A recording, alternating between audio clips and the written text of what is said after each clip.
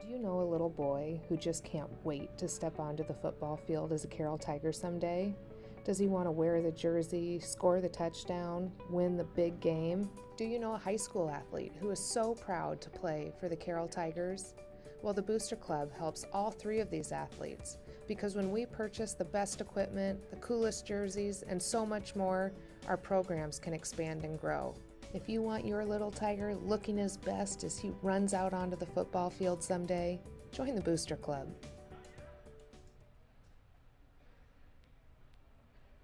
Have you donated to the Carroll High School Foundation yet? It's Carroll Community School District's Academic Booster Club. This foundation provides financial resources to benefit students and staff of the Carroll Community School District to enhance and inspire educational experiences and opportunities through community assistance from grades preschool through high school. If you want to donate, go to their website, which is linked to our district webpage, or find them on Facebook at Carroll High School Foundation.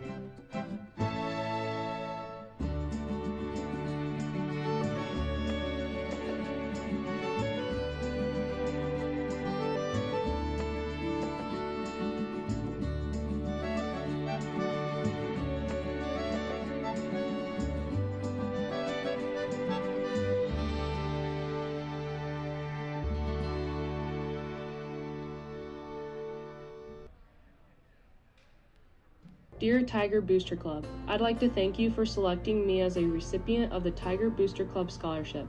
Receiving this sincerely means so much to me, and it will truly help me continue my education financially. Thank you for all the support over the last 4 years. It has meant so much to me. Sincerely, Ashley Unkin.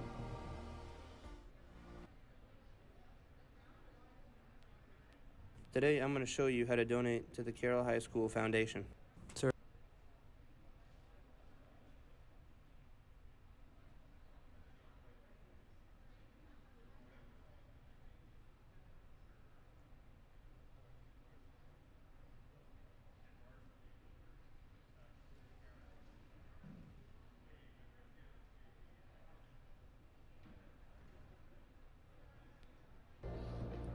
Dear Carroll Booster Club, thank you for choosing me as a recipient for one of your scholarships. It is an honor to be selected out of so many deserving candidates. Thanks also for everything you've provided student athletes during my 4 years at Carroll High. I will be attending Iowa State and studying finance, and this will help cover the cost of tuition and room and board. Sincerely, Colby Vincent.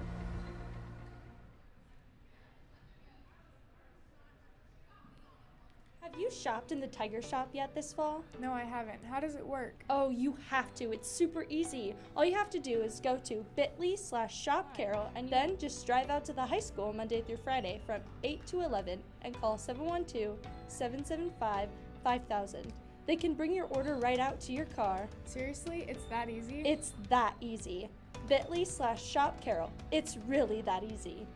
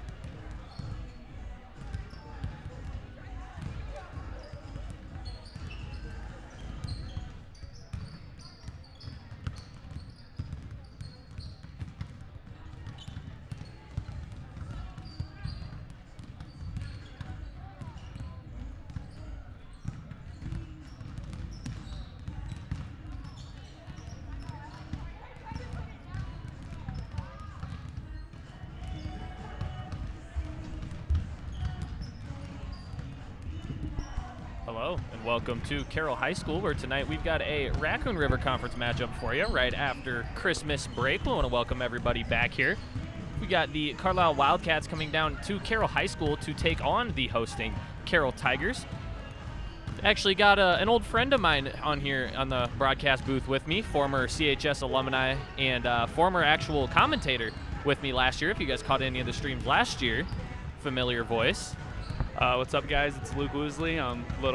Not really a homecoming, but just here to return, do a game or two for you guys. Happy to be back, Alex. Good to have you back. And it was actually Luke who had asked me if he could come and join me. I didn't ask him, so it's nice to see that he still wants to get involved with us here at Tiger Vision and that he still enjoys calling the games with me. First, we'll go ahead and take a look at the visiting Carlisle Wildcats. They are led in scoring by Katie Keeney, number 25, a sophomore. She averages 13.1 points per game. Pretty good for a sophomore. I believe it's her first year of varsity basketball. Don't recognize the name from last year, so look to see a lot from her for the Wildcats. Sydney Berg, senior, comes in at 5.3 points per game. She was on the team last year, played very good basketball for the Wildcats on both offensively and defensively. Berg also averages 7 rebounds a game, so definitely a huge part of their rebounding scheme for the Wildcats. And third, we have Amelia Sinclair, another senior for the Wildcats, averaging about 4 points per game to go along with 3 rebounds, 2 assists, and a steal as well. Now take it to Luke, and we'll take a look at your hometown, Carroll Tigers. For the Tigers, they are led by that quartet of seniors in Gabby Hammer, Ella Collison, Laura Sweeney, and Kennedy Lean, with Ella Collison being our leading scorer on the year, with right around 11 points per game. Right behind her is Kennedy Lean, averaging about 9, and Laura's not far behind at 7. So really led by that group of seniors. Also in the starting lineup is Cameron Shable tonight. Going to go ahead and send you to the floor for some starting lineups. And after the national anthem, we will be back and ready for tip.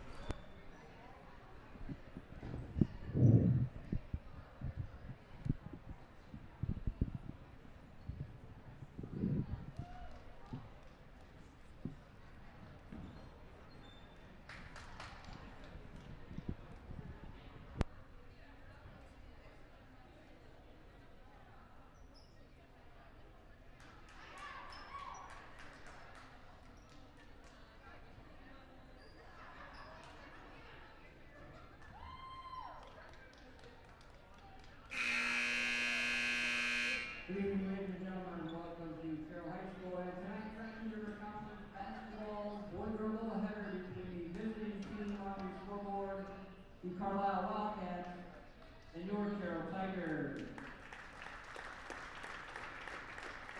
Carroll High School encourages positive sportsmanship and behavior at all activities. Please encourage players and coaches with positive comments and acts, and respect the decision of the officials. What you do and say reflects on your team, your school, and your community. Please enjoy tonight's game by being a good sport. At this time, we'd like to welcome our game officials, Casey Peltzer, Kyle Manns, and Gary Dinkla. Now here are the starting lineups for the girls contest. First, for the visiting Wildcats, who are coached by Brian White. Number 3, Amelia Sinclair. Number 4, Maddie Olson. Number 5, Sydney Berg. Number 12, Sage Austin. And number 25, Katie Keeney. Now the starting lineup for your Carroll Tigers, who were coached by Katie Cook and assisted by Mark Renning. Senior, number 2, Laura Sweeney. Sophomore, number 10, Cam Shable. Senior, number 14, Kennedy Lean. Senior, number 20, Ella Collison. And senior, number 30, Gabby Hammer. Now, ladies and gentlemen, we ask that you please rise as we honor America with the playing of our national anthem.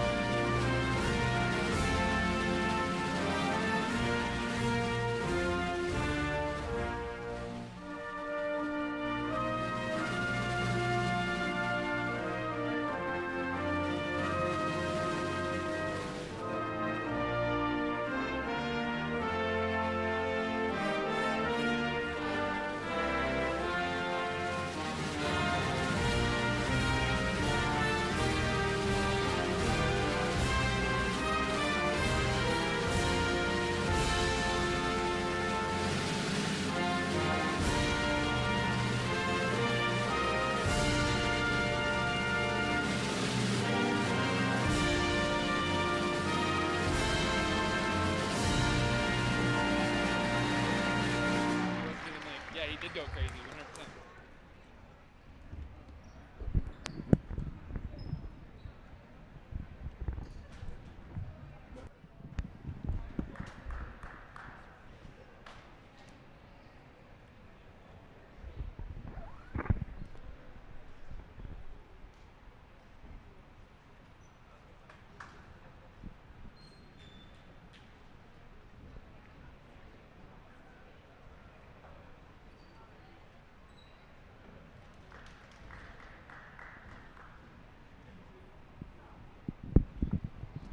Welcome back to tonight's game against the Carlisle Wildcats and Carroll Tigers. Once again, so happy to be back.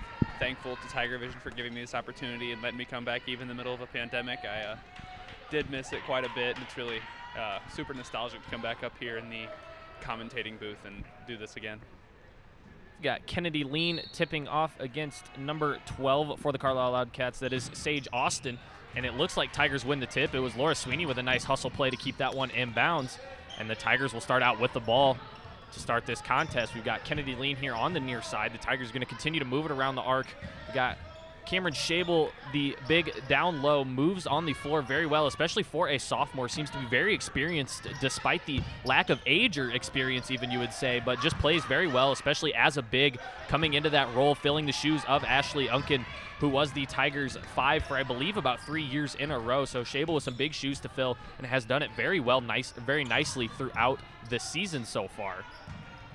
Carlisle here with the ball, number 5. That's going to be Sydney Berg here with the ball. Kind of got trapped up there by Cameron Shable. A nice steal by Ella Collison as she goes on the break. She finds her. Oh, nice steal there by number 5 again. Sydney Berg here lost the ball, but then made a good play on the other end. Keeney with it, losing it again, and Lean coming up with a steal. Lots of turnovers, lots of steals coming from both teams. Pretty defensively heavy here in the first minute. Lots of passing lanes being filled and a lot of balls poked out from behind here. Both teams playing very good defense so far in the first minute of the game. Lean with it at the top of the key again. The Tigers going to continue to move it around the arc. You see Shable running across the floor, trying to get open down low. Tigers really like to get those inside-out looks. A lot of these girls can shoot the 3 very well. We've even seen Cameron Shable knock down a 3 earlier in the season. So the Tigers really like that in-and-out game, and it's going to be a fight down low here, a jump ball. Possession arrow will give it to the Wildcats, but all-around good hustle possession and just great hustle from both teams coming right out of the gate. And that's number 12, Sage Austin, for the Wildcats, forcing that turnover here for the Tigers. Tigers already in their full court press, looking to get pressure on the ball, create a lot of turnovers. Really an easy way to be victorious in a game is if you can create a lot of turnovers that way, because obviously turnovers will turn into possessions, and the longer you have the ball, the more likely you are to put more points on the board. And there, Tigers press doing exactly what it's supposed to do, as Carlisle threw it right over their head and forced a turnover. Lean with it, going to go to the short corner to Hammer there. It's Gabby Hammer running the short corner. Now Ella Collison and Cameron Shable kind of moving down low. We've got Hammer running the short corner, Collison on the high post. We now see Shable flash up looking for the ball. Lean, who is trapped in the corner, gets it away. Sweeney drives to the corner and kicks it to Hammer, who puts up a 3, up no good, off the rim. Rebound Kennedy Lean, and the Tigers will get a second chance opportunity. Offensive rebounding here big for Carroll early. They have 2 offensive rebounds. Ella Collison with 1. There's Lean with the second. Ella's going to kick out to Hammer. We thought she was going to pull up. She didn't. She kicks out to Laura. Laura's going to take the 3 shot up. No good, but a foul on the play. That'll be 3 free throws for Sweeney. The 3-point play foul, one of the fouls that you'd never want to commit are those fouls on 3-point shooters. It will send senior Laura Sweeney to the line. Sweeney 70% from the charity stripe this year so far. The opportunity to put the first points on the board for the Tigers, and it is the Tigers who will strike first here on this Friday night. And Laura's exactly who the Tigers want at the line this year. She's leading the team. She's a senior. She's played lots of minutes these last 3 years. So second one for Sweeney rattles out, and you mentioned that I think she might have even got some minutes freshman year. I couldn't quite remember if it was her and Collison both that played freshman year, but these 4 seniors, especially Kennedy Lean coming to Carroll over from South Dakota as a sophomore, came right onto this team and just molded so well with these girls. All of these girls, very good friends on and off the court, and you can tell just the way they play on the court, they just mold so well together. And if anybody you guys know, either of the 4, they're all 4 best friends. You know, their relationship goes outside of the court, and they're all 4 really good, great people and, great friends. Wildcats will inbound below the basket. It is Keeney who took it out on the corner. Now it's Berg looking to go to work with it. Shable playing defense on the perimeter. Probably not something she's quite used to. They're kind of used to being down low on the block, but played pretty good defense, and I believe there was an offensive foul inside there. And you wonder, Alex, if that's a scheme change. We've seen Shable at the perimeter here a couple times now, and it's only been 2 minutes into the game, so maybe that was a part of the game plan here for this Wildcat team.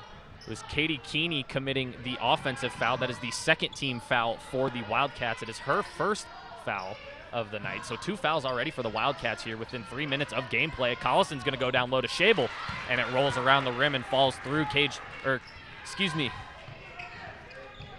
Shable. Cameron Shable, not to be mistaken by her brother Cade Shable. Cameron Shable going to get the first field goal for the Tigers, and the Tigers defense coming up with another steal and will run in transition. It is Keeney who hits, it was actually Sage Austin, the sophomore, who hit it out from behind of Sweeney and out of bounds. So the Tigers will inbound from below the basket. It is Sweeney who will inbound. So look to see what play Coach Katie Cook has drawn up here for the Tigers. Sweeney inbounds to Hammer on the wing and over to Kennedy Lean, who was almost left open there, wanted to shoot it, and it's now doubled. Tigers moving around, and it is going to be a travel going against Laura Sweeney, so the turnover will give it to the Wildcats. Tigers do lead 3-0 with 4 minutes and 43 seconds left to go here in the first quarter. Wildcats now with it as nice full court pass down into Sage Austin. She tries to find number 4. That'll be number 4, Olsen. Still trying to get used to the names here. Was Maddie Olsen she was looking for down low, and it was knocked away. The Tigers creating lots of turnovers here, and the Wildcats also doing nicely on defense, creating turnovers from the Tigers as well. I believe there was a foul called down low. Foul will go against Gabby Hammer, so Hammer already with 2 fouls here in the first quarter.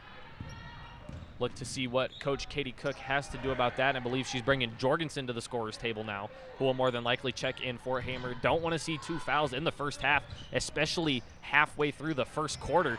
So it's likely that Hammer might not see the floor for the rest of the half. And no matter even having 2 fouls, Hammer was right up in Keeney's face on that 3-point, even got a block. So nice to see that aggressiveness there from number 30. Both teams coming out of the gate very intensively. I mean, it's 3-0 after 4 minutes of play. Just the defense from both teams has really been phenomenal. All 5 girls hustling around, chasing the other 5, chasing the ball, knocking it away. We've seen, I think, about 3 steals from each team already. And again, that's in the first 4 minutes of the game. So it's always something nice to see. If the ball's not going into the rim, it's defense on the other side and creating turnovers and trying to turn those turnovers into points. Lots of movement, lots of high-intensity basketball, which is what you love to see. Rocket pass from Berg finds Amelia Sinclair for the 2-point basket. That is the Wildcats' first field goal of the night, and the Tigers looking to move the ball in transition. Lean looking to attack the baseline, and she's going to be fouled there. I believe it was a blocking foul, actually, from Madison Olsen, the junior, so that'll be the 3rd team foul now for the Wildcats. 3 Wildcat players with 1 foul apiece as Sweeney goes inside to Shable, whose shot is up off the glass, no good, but a foul called, so another foul now called on the Wildcats. It'll be their 4th. Foul will go against Sydney Berg, her first, so now 4 Wildcats, each with 1 foul here in the first quarter. Shable, a 57.1% free throw shooter on the year, knows she can make that number better, knocks down the first one. Second shot for Shable is up. That one no good off the back of the iron. Lean fighting for the rebound, but it's grabbed by Sydney Berg. Berg now with it in transition for the Wildcats. She'll slow it down, give it to Amelia Sinclair up near the half-court line. Jorgensen playing some nice defense on her. Shable out on the perimeter again. The pass is to Keeney, who almost lost control of it there. Keeney now going down low to Berg, who shot a short off the glass. Rebound to Shable, and they're going to get a push against Sydney Berg, I believe. It'll be Sydney Berg's 2nd now, 5th team foul already for the Wildcats here, less than 5 minutes into this one. It's really been an interior battle between Keeney and Shable, both of them using their hips, trying to get position towards the rim and really having a fight down there, as you've seen a few fouls. called on both of them. Berg going to the bench again. That is her second foul of the matchup, so likely, like Hammer, might not see her for the rest of the first half here. She is replaced by Caitlin Fernal, another sophomore on this young Wildcats team. As Lean fights hard to the basket, it's up no good, grabs her own offensive rebound, and the Tigers will get another second chance opportunity. Jorgensen going to drive in right side, kicks to Collison. Collison being doubled on the opposite side. Beautiful skip pass to Kennedy Lean, who puts up the three. It's up no good, and I believe it did just skip off the support straps there, so it'll go out of bounds. Tigers still lead this one 4-2 here, 2 minutes, 45 seconds left to go. And that play right there shows you exactly how Kennedy Lean plays. As Ella Collison gets a nice steal, she's going to go up strong, and the bucket is up and good, so nice little transition steal by Ella Collison. But like I was saying, Kennedy Lean is a hustle player, and she just threw up her own shot and then got her own board, so that's exactly what you see out of Kennedy Lean day in and day out. Jorgensen with the perimeter defense here on Sinclair. Wildcats looking to attack here. It's Olsen with it now. Maybe looking to go inside. Lean doing a nice job playing some defense down there on the block, not allowing that post-entry pass. Schabel now out on the perimeter. Jorgensen still with some nice defense. It's Keeney now looking to drive into the middle of the hoop, put up the shot. It was up. No good. It appeared as though it might have been deflected with kind of how off it was, but that one might have just slipped there from Keeney, and it'll go out of bounds, so the turnover will give it back to the Tigers here. As the Tigers make a substitution, it's Kelsey Reichs, the junior guard, checking in for Kennedy Lean. Sweeney now bringing it up here for the Tigers. Kind of been the main ball carrier for, like Alex said, the last 3 years, even getting minutes in her freshman year. So really a huge part of this Tigers team. Schabel out to Jorgensen. Jorgensen going inside to Collison. Collison was looking for a nice inside pass there to Schabel, but the Wildcats doing a great job of covering up those passing lanes. And I believe we're going to get a jump ball, possession arrow pointing to the Tigers. Nice hustle from Ella Collison, and I believe it was Sage Austin who was on the floor as well for the Wildcats. Some really scrappy defense going on, lots of hands trying to get the ball. Jorgensen's three is up and good, nothing but net, so a nice little corner three there from junior Hannah Jorgensen. Actually, we've got a gesture from the referee. It was actually a two toes, might have just been right on the line there, but it was a 2-point shot. Still a nice knockdown shot from Hannah Jorgensen, a very deep mid-range two. Gets it to go. Tigers lead by 6 here, 8-2. Over to Reichs. Reichs was looking to put up the three, something that she does very well. Likes to shoot that 3-point shot, can knock them down on any given night also. And a foul, I believe, against the Tigers. Going to go to Ella Collison, or Hannah Jorgensen rather, on the push. So that'll be Hannah's first foul. 3 team fouls total for the Tigers as Ella Collison takes the seat and Kennedy Lean checks back in. And Alex, as you said earlier, the defense in this game has really been astounding. 8-2 with 7 minutes down. You are really in for a defensive battle here today. We got 2 freshmen currently checking into the matchup. It is Allie Nolte and Kalia Freeman, both checking in as freshmen. So again, this, right as you think it can't get any younger, this Wildcat squad just proves to lack in experience almost. And again, that lack in experience, usually not a bad thing, especially when you've got freshmen playing. Something that they can do is learn, get better with that experience, especially coming in so young for the next 4 years for a program. We've seen it here with our own program. We've got 4 seniors that have played for at least 3 years in this program, and it's obviously it's never bad to see freshmen into the game, but this Wildcat team just continues to get younger on us here. And Alex, with the starting lineup of 2 seniors, a junior and 2 sophomores, you really think that they're putting these in the game because they know the 2 seniors, they're going to need a following next year. So game time experience is invaluable, so getting them in the game, especially this early, is really pivotal to their careers. It was Katie Keeney at the line who missed both free throws. Reichs with a nice crossover move going into the bucket. Gets fouled on the shot, I believe. Actually, they're going to say the foul was on the floor prior to the shot, but a nice basket attack there from Kelsey Reichs, and the Tigers will inbound. It was Laura Sweeney who inbounds. Foul will go against Amelia Sinclair, her first. 16 fouls now for the Wildcats. 1 more, and the Tigers will be in the bonus. About 40 seconds left here. We'll see if the Tigers kind of look for a last shot. Definitely going to milk the clock a little bit at least to see what they have drawn up here. Jorgensen going to drive around the arc here. Reichs going outside to Sweeney, and a nice pass from Sweeney to Jorgensen, who puts up the 3. It's up no good. foul there on Sweeney. And the Tigers really swinging around the arc. It looks like the Wildcats are running somewhat of a 2-3 zone, so the way to beat that is to try to shoot on the perimeter. And Tigers shots not falling just yet, but once they start doing this, Tigers team is dangerous. 21.8 seconds left to go here. Curious to see if the Wildcats maybe wait for a last shot. Instead, it's stolen away by Sweeney on the press break. Shot from Kennedy Lean is up, no good, but a foul will be the 7th team foul now on the Wildcats, so the Tigers will be in the bonus for the rest of the first half. Already here in the first quarter, fouls against Amelia Sinclair as she picks up 2 in less than 30 seconds of game time, and Kennedy Lean will head to the line. Lean, a sub 50% free throw shooter, a great shooter around the floor, really can shoot it from anywhere. She knows she can make that number better, and it just comes with practice, especially those free throws. Free throws are more of a mechanical thing than anything. It's muscle memory instead of just, really shooting the ball from anywhere on the floor. But Lean, a great scorer, knows she can make that number better, and I wouldn't be surprised to see that number kind of rise after the break. Here now, Wildcats with a break, try to throw it inside. Shot up, no good, but then the rebound up and a final putback attempt by the Wildcats will go in. That'll only be their second basket of the quarter, so a little buzzer beater there. After one, our game is scored at 8-4.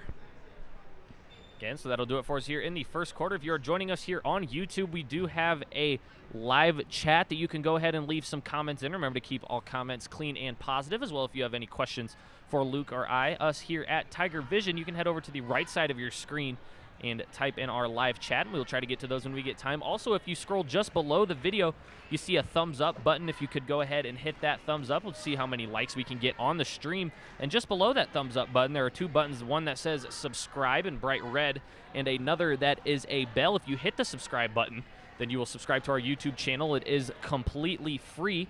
No payment whatsoever, as well as that bell right next to it. You can click on that and turn on our notifications, where you will be notified every time we go live here at Tiger Vision, so you will never miss a game and you will never miss a video from us here at Tiger Vision. Getting ready to start the second quarter here. I know Luke talked about it a little bit more. When shots fall for this Tiger team, they can go on runs, can be very dangerous. Only 8-4 first quarter, primarily defense for both teams, but I would not be surprised. These teams coming out of the break might be a little bit rusty. It's your first game in about 2 weeks or so. I wouldn't be surprised if these shots kind of start falling here. Now, it's just like you said, that nervous energy in any sporting event, coming off a break, trying to get back in your first game, it's kind of tough. Wildcats will start out the second quarter with the ball. Still the pair of freshmen in for the Wildcats. Sweeney taking advantage of the missed pass there with the interception, and the Tigers will move it around the arc. Appears the Wildcats kind of in a box and one sort of defense here. 3 girls up around the perimeter, 2 down low. All 5 Tigers currently in the game can shoot the ball from the perimeter. Ella Collisons can score inside as well. Kennedy Lean makes basket attacks as well. If you see Laura Sweeney drive, it'll usually be from the top of the key towards the middle or one of those wing spots. Lori here kind of dribbling around. She'll swing it over to Kelsey, who goes down low into Ella. She seems to trip, but she will get fouled on the play. That foul committed by number 40, Allie Nolte, only a freshman, one of the 2 freshmen in the game right now for the Wildcats. It'll be the first foul on Nolte, 8th foul for the Wildcats. So again, the Tigers in the bonus after that 7th foul. As Reichs checks out of the game, it is Cameron Schabel who will come and take her spot. Collison's first free throw is up and good, so she will get another. Collison coming into this one shooting 60% from the charity stripe on the year. Again, another one of those numbers that she would look at and kind of give you a grimace. Knows that she can shoot better. Shot around 75% from the line last year as she knocks down both of those. I wouldn't be surprised, especially with all the practice and those straight days of practice and a lot of free throw shooting. I wouldn't be surprised if a lot of these percentages start rising for the Tigers here. A nice little chase down block there by Collison shows her that she's not only great on the offensive side of the ball, but also a defensive leader for this Tiger team.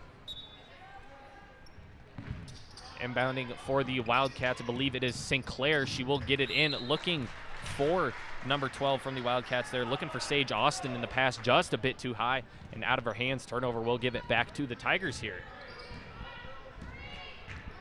Sweeney with it. Again, the main facilitator here for the Tigers, has been for about the last 3 years or so. Kicks it down to Lean to start the offense, and it's back over to Jorgensen in the corner. Tigers here seemingly trying to slow it down. Lots of scrappiness, lots of high-intensity basketball in that first quarter. It looks like Tigers are trying to slow it down as Cameron Shable will put up the shot. Her shot is up, no good. She seems to hit the floor, but looks like she's okay as she has a big smile on her face.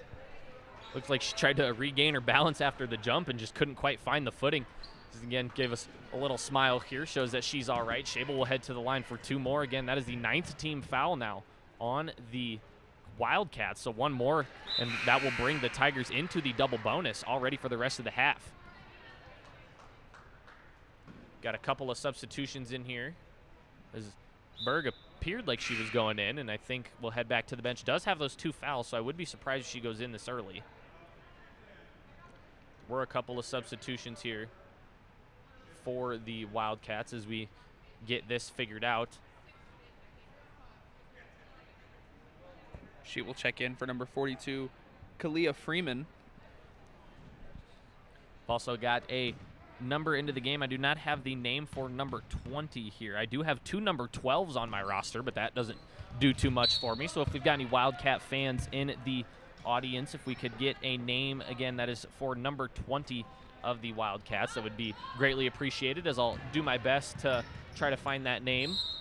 As the full court pass attempt there by the Wildcats, that was unsuccessful, so the ball will go back to the Tigers on their half of the court. Tigers will actually get the ball all the way at the other end, so Collison will inbound from below the basket. It appears to be another little bit of a zone sort of defense here for the Wildcats. It'll set up Kennedy Lean with a 3-pointer, who puts it up and knocks it down. Tigers up by 10, now 14-4. That is Kennedy Lean's first field goal of the night. And I believe they're going to get a foul there on the full court trap. Foul will go against Jorgensen, I believe. It'll be Hannah Jorgensen's second. Lean and Jorgensen didn't really know which one the foul was going to be called on, and it is Jorgensen who gets stuck with it. So Jorgensen with 2 fouls already in the first half here. And we're going to get a carry now on the other end of the floor. That was Keeney. Kind of scooped it a little bit on the dribble, and the turnover will give it back to the Tigers here. Tigers starting off hot here in this second quarter, already have 6 points compared to their 8 in the first quarter. In the first minute and a half, we'll see if we can keep up that momentum.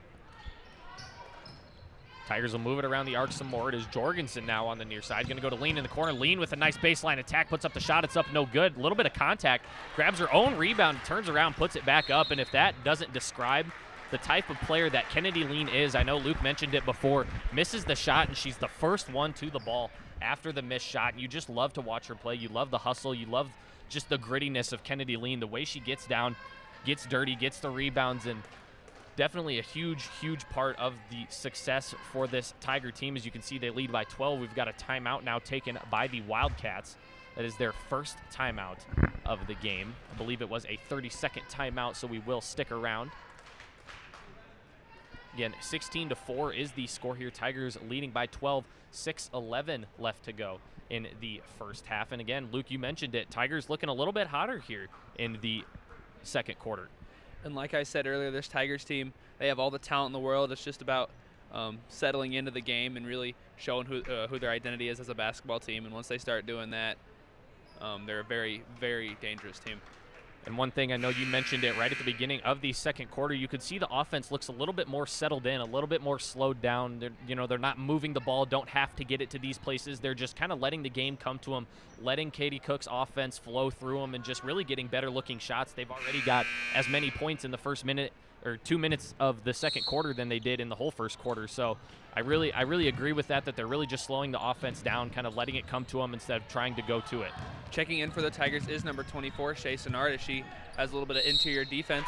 That shot is going to be up and good by Sydney Berg for the Wildcats, but Shea Senard, the sophomore, checking in.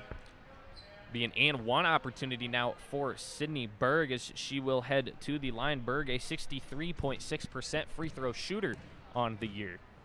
She'll attempt to succeed the three-point play, and she does.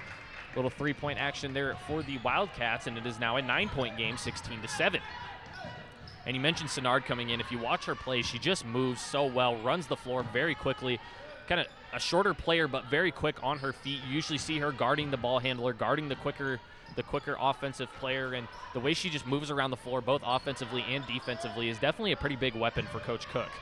And Shea is also a very good track athlete. I believe she runs 800s very, very fast. So that ability really reflects onto the basketball court as Kennedy Lean goes up, gets her own rebound once again, and another and one opportunity here. So Kennedy Lean really the spark plug for this Tiger offense, as she has scored, I think, 8-9 points straight now for the Tigers. She got 7 total, but I believe all 7 of her points in rapid succession, consecutive possessions even, for the Carroll Tigers. Knocked down a 3, got a nice 2-point basket, and you see there, gets her own rebound, puts it back up, gets the and one through the contact, knocks down the free throw. She's got 8 points here for the Tigers in just about 3 minutes into the second quarter. And there's Shea Sonar again, really being in the face of Sinclair, really being a pest on the defensive side of the ball. Keeney with it, going to look to go coast to coast, takes it all the way down on the left side. Layup is up, no good.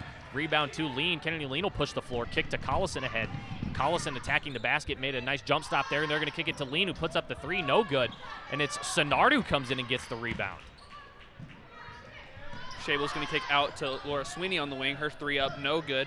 Rebound there by number 20. Once again, any Carlisle fans out there, if you could give us a name, that would be extremely helpful, as Kennedy Lean's going to poke that one out and give it to Laura Sweeney. Kick is out to Shable. Shable looking to attack here, kicks it out to Lean.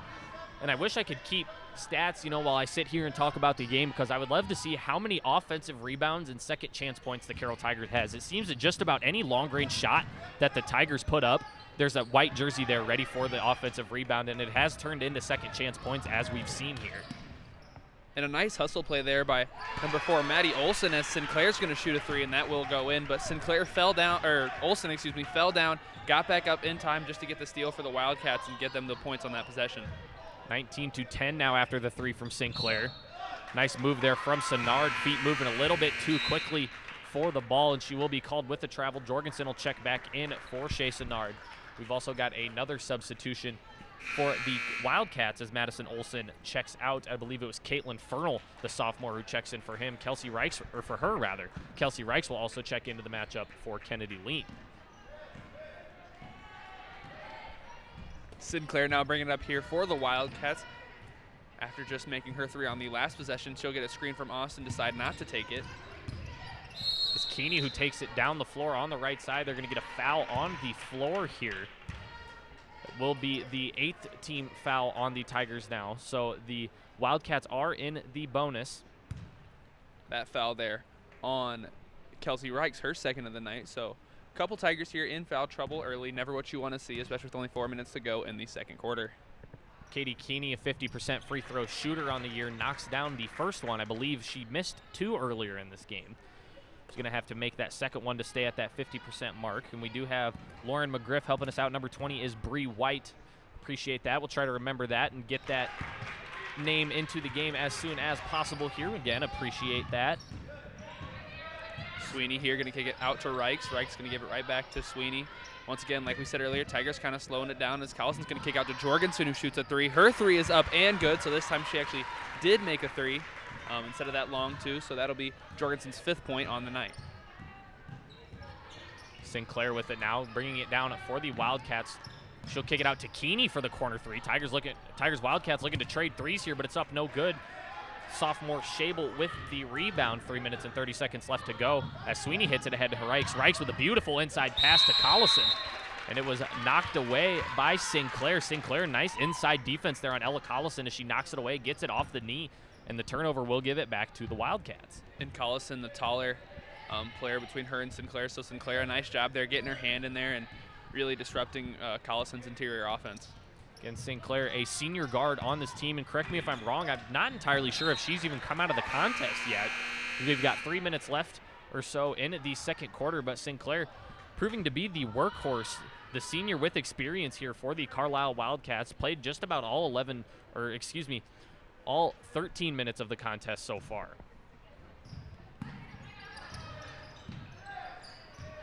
Sinclair now with the ball at the right at the perimeter for the Wildcats. She's going to kick it over to Keeney. Keeney with the drive. Basket on the right side and is fouled. Actually, it'll be 2 shots now as the foul was on the shot. Foul will go against Cameron Shable, so that'll be the second now for Cameron Shable, who has 2 fouls. So a few Tigers in foul trouble again, as I believe it's Reichs, Jorgensen, Shable, and Hammer all with 2 fouls here in the first half. And new face here for the Tigers. Addie Clucky will check in the game for Cam Shable after she gets her second foul. I believe Clucky was originally going to be the starter at that 5 spot where Shable is now, but suffered a pretty bad, rolled her ankle pretty bad in practice or is actually in warm-ups for their first game, was set to be the starter in that contest and rolled her ankle in the warm-ups of the first game, and this is her first appearance since doing that, so it's always glad to see her back onto the floor for the Tigers. As Reichs puts that up, it's no good. Clucky fighting for the rebound, and it's going to go off the Wildcats, so the Tigers will keep possession. Collison with some nice interior offense there to be able to set up Reichs for that 3. Reichs a very good three-point shooter, so if they can get her open on the perimeter, they'll take that shot every time. Sweeney inbounds, goes to Reichs in the corner here. She will go inside to Jorgensen. Jorgensen made a nice jumping play to grab that pass. Back out to Reichs, who will attack. Reichs with the right-hand floater. It's up no good. Clucky fighting for the rebound, and it is White who comes up with it. White the pass over to, I believe it was Fernal who put it up. Almost banked in the three-point shot, but it's up no good. Reichs now running the floor, looking inside. Beautiful pass to Collison, who puts it up and one. That was an amazing transition pass there from the junior, Kelsey Reichs. So not only is she's normally just a 3 and D kind of gal, sit in the corner and shoot, but shows a little bit of playmaking there on that pass from relatively right around half court, right near the logo. Collison fighting through the contact, gets it to go, knocks down the free throw as well. Ella Collison with 7 points now for the Tigers. I believe her and Lean both lead the Tigers with 7 apiece. Score is 25-14 with 2:15 left to go in the first half. Shot is up from Keeney, no good. Rebound to White down low. White able to kick it out to Freeman. And back into the corner to Sinclair, who puts it up, nothing but air. Rebounded by White again, though, as the Wildcats' offensive rebounding was very successful on that possession. But White will dribble it out of bounds and will give it back to the Tigers. Sweeney here, she brings it across half court. Being the facilitator that she is, she's going to find Jorgensen in the corner. Jorgensen's going to put up the corner 3. Her shot just off the back iron and no good. Nice. As White with the rebound. Boxed out there by White to grab that defensive rebound as Keeney takes one to the middle of the lane and gets it to go. 9-point game now, 25-16, a minute and 30 seconds left to go, and the Wildcats picking up a little bit of momentum going into halftime. Jorgensen here, she's going to find Sweeney, kind of trying to slow it down. Reichs has it now on the wing. Defensive intensity stepping up a little bit for the Wildcats here, as it is a steal from the freshman Freeman, and the Wildcats will get another possession. Sinclair going to slow it down a little bit here for the Wildcats offensively. Jorgensen with the perimeter defense. Passes inside to Keeney. Keeney going to use a screen from Fernal and go back to Fernal. Reichs with the defense. Keeney looking to attack the right side of the basket. The cross-court pass looking for Sinclair there is off the mark, and it'll go out of bounds. Kennedy Lean will check into the matchup for Hannah Jorgensen. Keeney there tried to make it look like a drive fake, and if she could have hit her outlet pass, she had. I believe it was Sinclair there wide open on the perimeter, but just unable to get the ball to her. Fernal will check out as the junior Madison Olson checks back into the matchup. 59 seconds left to go here as the clock took about 2 or 3 seconds to get going, but it is running now. 53 seconds here left. Tigers looking to slow it down a little bit. Try to make this only 2 or 3 possessions for either side. Clucky with it in the middle, looking for Lean there. It's stolen away by Sinclair. Sinclair everywhere on the floor on both sides of the ball, really, for the Wildcats. As Freeman puts up the 3, it's up and no good. Rebound is tipped out by Sweeney. 34 seconds left to go. Reichs running the floor on the left side, puts up the layup. It's up no good. Lean with the rebound and the put back in. It's up and in. Kennedy Lean with 9 points now for the Tigers after the second chance bucket. And the Tigers lead by 11 here. 20 seconds left to go in the half. And Alex, correct me if I'm wrong, but I believe that is her 3rd offensive rebound and putback on the night. So really true display of the hustle by Kennedy Lean, as Freeman's 3 is up and good for the Wildcats. Still here an 8-point game with 7 seconds to go.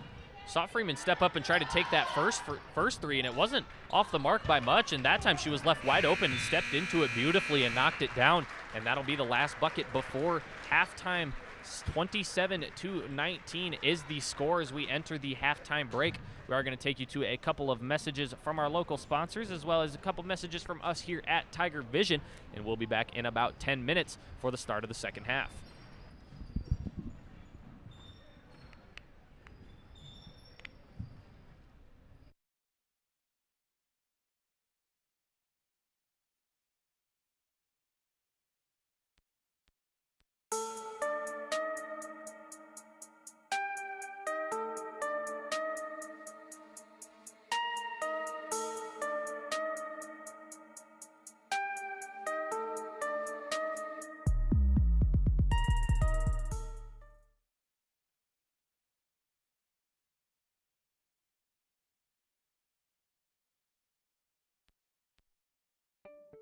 you know a little boy who just can't wait to step onto the football field as a Carroll Tiger someday?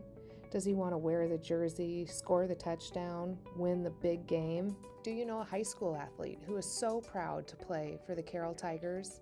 Well, the Booster Club helps all three of these athletes because when we purchase the best equipment, the coolest jerseys, and so much more, our programs can expand and grow. If you want your little Tiger looking his best as he runs out onto the football field someday, go to the Booster Club.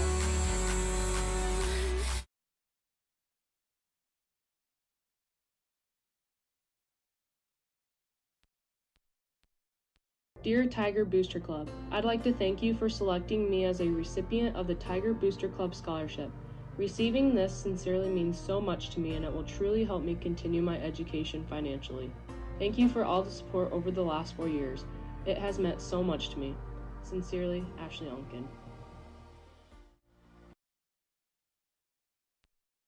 Have you shopped in the Tiger shop yet this fall? No, I haven't. How does it work? Oh, you have to. It's super easy. All you have to do is go to bit.ly/shopcarroll and then just drive out to the high school Monday through Friday from 8 to 11 and call 712-775-5000. They can bring your order right out to your car. Seriously? It's that easy? It's that easy. bit.ly/shopcarroll. It's really that easy.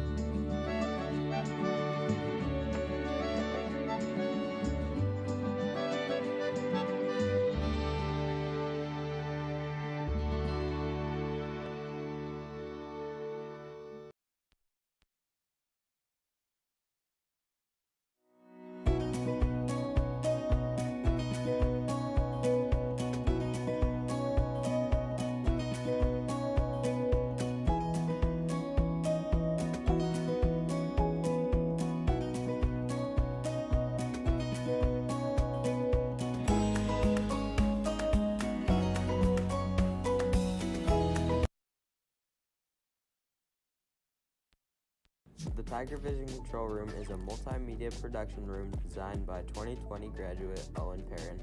Here, Tiger Vision students have the opportunity to work in a professional media environment. Students control the video board in the gym, conduct live video streaming, mix audio, and create graphics. The control room is an indispensable tool that gives students and the community an edge over the competition. Have you donated to the Carroll High School Foundation yet? It's Carroll Community School District's Academic Booster Club. This foundation provides financial resources to benefit students and staff of the Carroll Community School District to enhance and inspire educational experiences and opportunities through community assistance from grades preschool through high school. If you want to donate, go to their website, which is linked to our district webpage, or find them on Facebook at Carroll High School Foundation.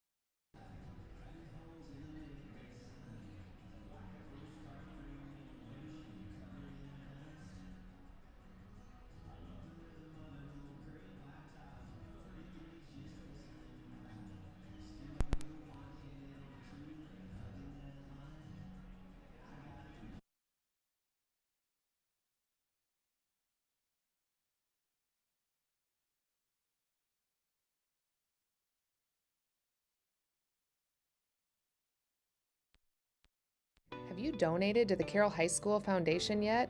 It's Carroll Community School District's Academic Booster Club. This foundation provides financial resources to benefit students and staff of the Carroll Community School District to enhance and inspire educational experiences and opportunities through community assistance from grades preschool through high school. If you want to donate, go to their website, which is linked to our district webpage, or find them on Facebook at Carroll High School Foundation. boy who just can't wait to step onto the football field as a Carroll Tiger someday? Does he want to wear the jersey, score the touchdown, win the big game? Do you know a high school athlete who is so proud to play for the Carroll Tigers? Well, the Booster Club helps all three of these athletes because when we purchase the best equipment, the coolest jerseys, and so much more, our programs can expand and grow. If you want your little Tiger looking his best as he runs out onto the football field someday, join the Booster Club. Have you shopped in the Tiger shop yet this fall? No, I haven't. How does it work? Oh, you have to. It's super easy. All you have to do is go to bit.ly/shopcarroll and then just drive out to the high school Monday through Friday from 8 to 11 and call 712-775-5000. They can bring your order right out to your car. Seriously? It's that easy? It's that easy. bit.ly/shopcarroll. It's really that easy. Dear Tiger Booster Club, I'd like to thank you for selecting me as a recipient of the Tiger Booster Club Scholarship. Receiving this sincerely means so much to me and it will truly help me continue my education financially. Thank you for all the support over the last 4 years. It has meant so much to me. Sincerely, Ashley Onken.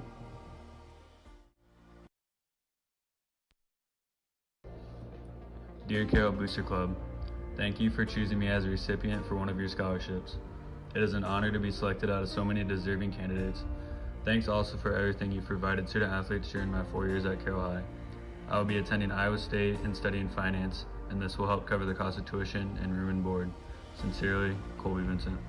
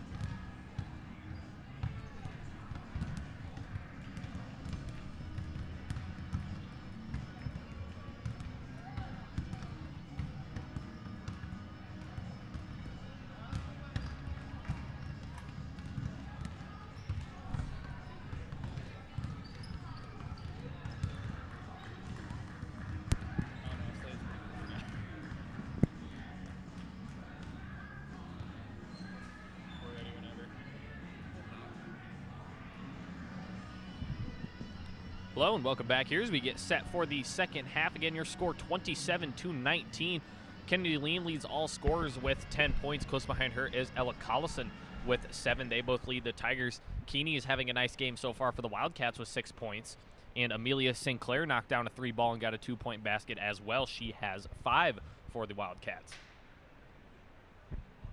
Something I think we'll see here in the second half is I think those shots will fall a little bit. I think we'll see also a little bit more of a game plan here from both teams. That halftime break, really where the coaches like to stress their game plan, kind of mold the team back into that offense that they try to run so well. They run so much in practice, and like to see all that practice in the last 2 weeks here kind of pay off here in the second half. You know, both teams really lit it up here in the second quarter, going from an 8-4 first quarter to a 27-19 half. A little bit of offensive momentum on both sides, so we'll see if that can keep up into the second half.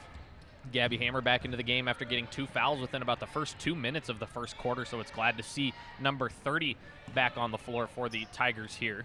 And Hammer, a really 3-and-D staple here for the Tigers, and not only that, but provides leadership on the court, one of that group of 4, the seniors, so nice to see her back on the court. Hammer with it into the corner to Sweeney. A beautiful pass to Sweeney in the corner, who knocks down the 3-point shot. Laura Sweeney now with 4 points. She's got a made free throw in a 3-point basket, and right as you mentioned it there, it's Gabby Hammer who gets the assist. Sweeney knocks down the 3, and a turnover now from the Wildcats will give it right back to the Tigers. Hammer's impact felt early as she's going to pass it in to Sweeney here as it at the top of the perimeter. Hammer's going to swing it over to Lean as the Tigers really just trying to set up their offense. Not much movement, as you can see, as the movement starts to pick up. Collison inside is going to kick it out to Hammer, and she's going to get called with the travel. Hammer was looking for the little pump fake and drive combo there and just kind of molded them together a little bit as she kind of made the pump fake as she was stepping and caught an extra step in there. So the turnover will give it back to the Wildcats here. 32-19 is the score. Tigers lead by 11. Wildcats will inbound to Keeney, who's looking to run the floor. Keeney here kind of trapped up here by Hammer. She finds Berg inside, who's being guarded by Collison. Berg, despite the forward roll, will actually take it to the top of the key, and Hammer in the passing lanes knocks it away. Wildcats will keep possession and will inbound here. It is Katie Keeney, sophomore, who will inbound. Keeney with the inbounds pass to Sinclair. Lean with the defense. Sinclair going to call out the order here, and it's stolen away by Ella Collison. A 2-on-1 break here as Collison goes down low to Lean, who puts it up on the left side. Just a beautiful two-gal offense there as Collison drives to the basket, makes that one defender make a decision, and finds Kennedy Lean. And Alex, that play right there is just an example of the chemistry that you get when you play together for 3 years. Not only do they play at practice whenever, but you can see both girls in the summer in the gym a lot. I was at the rec earlier and actually saw Ella putting up shots before the game, so it really just shows these girls' commitment to the team. Not only that, something that I think is so underlooked is that AAU program. I know they probably weren't able to get much in the past 9 months, year or so, but that AAU basketball program, something that is very underlooked still, I believe, and you see a lot of these girls out on the floor. I know Collison played AAU. I know Sweeney did. I know Hammer did. Kennedy Lean. I think they all played together even on the same team. So something that really just translates onto the floor and translates to success as well is when you get all those minutes in with each other. And it is definitely showing in this game. Again, this whole Tigers offense so far and defense just working like a well-oiled machine, and Coach Katie Cook has to be happy with it. And Katie Cook here in her first year, an experimental year for most first-year coaches, but she's taken it in stride and done really well for this program.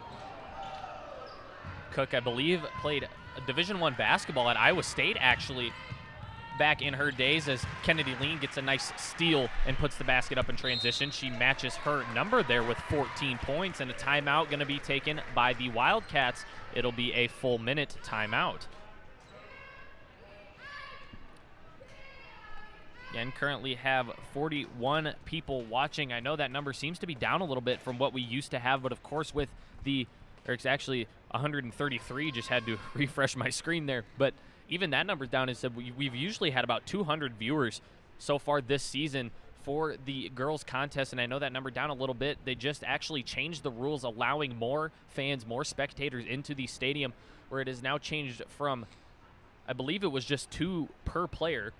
It is now changed to the entire household of each athlete, as well as 4 extra spectators that can be under the name of that athlete as well. Not only that, I believe they dished out 50 student section tickets in the high school office for students to come and pick up and try to get back that student section feeling that we miss so much. And it's just so underlooked, and you don't really realize it until they're taken out of the equation. But just the way that these teams play without fans, it's an astronomical difference from how they even played last year. There's just the intensity, the noise, and especially this Tiger team, you always see them just kind of feed off the love and support from the Tiger faithful. And Alex, you see it at every level in every sport. You can imagine playing in the NFL or in the college and playing college football. Just imagine doing it without fans. So Also, very appreciative of all your guys' support all year. Without the fans, we wouldn't be able to do what we're doing right now, and the teams wouldn't, it wouldn't make it as special for every player out there on the court.